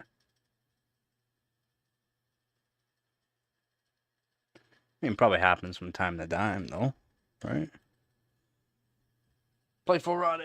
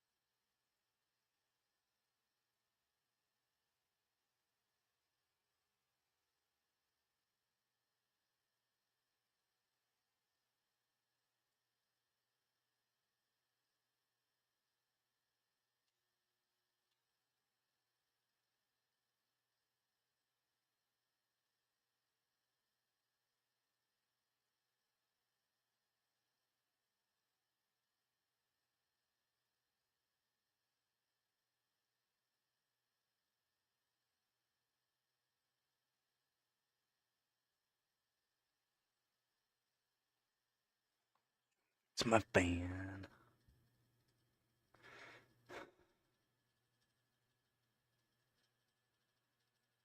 It's great to be American.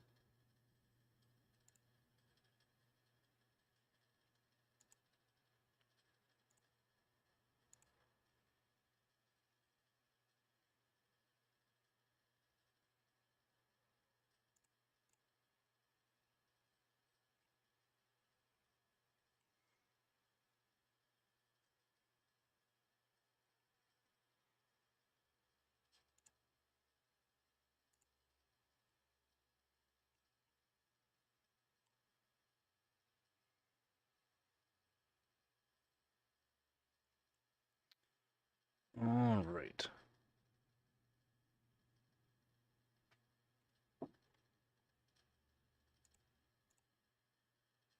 But yeah, I'm probably gonna be ending the stream here soon, guys. I'm trying to cool down the place. It just keeps getting warmer. It should be getting cooler. As tonight, I'm gonna be overclocking probably all night. All night.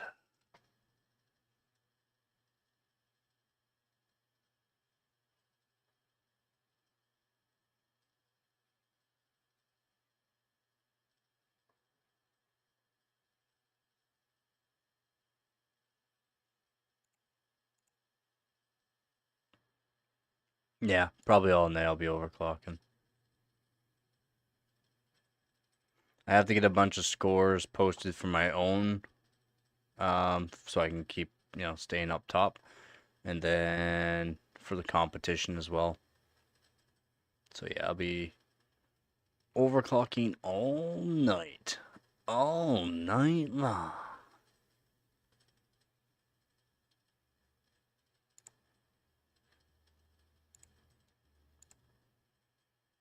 But yeah, I got done what I wanted to do. That's the main thing.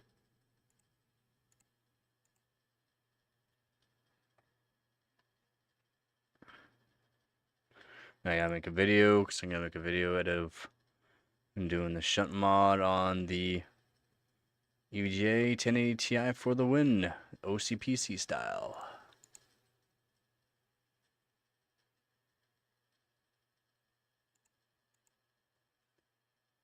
Yeah, so still got a few things to do. Yeah, I'm gonna probably end it here, guys. I'm gonna probably end it here. I'll be back on later on. Probably. We'll see.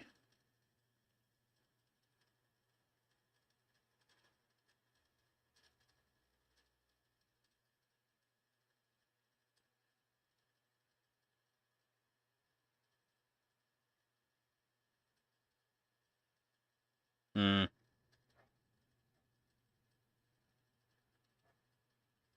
10 p.m. maybe? In like 12 hours? Yeah, I got a few things I gotta get done. Got a few things I gotta do, so yeah. Thanks for joining the stream.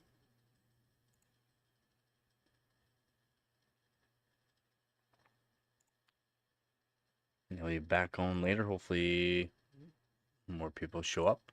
It's a pretty good stream for being, what, just a 4-hour stream. Alright. Yeah, I'll be, like I said, overclocking all night, probably. Probably all night long.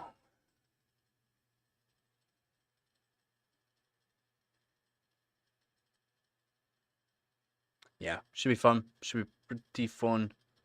I just hope I can get it cool enough. It's the main thing. Get it nice and cool. So yeah, that's gonna be it for this one, guys.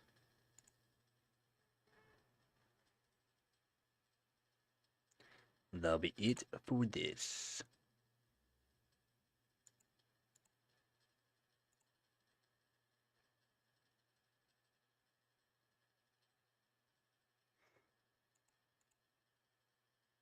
So, again, thank you to our viewers, subscribers, and donors, guys, to help us channel more, It's going to be it for this one here.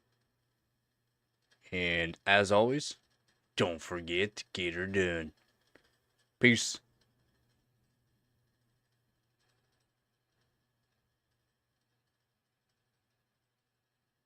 Oh, this way, just in case anyone messages. Peace.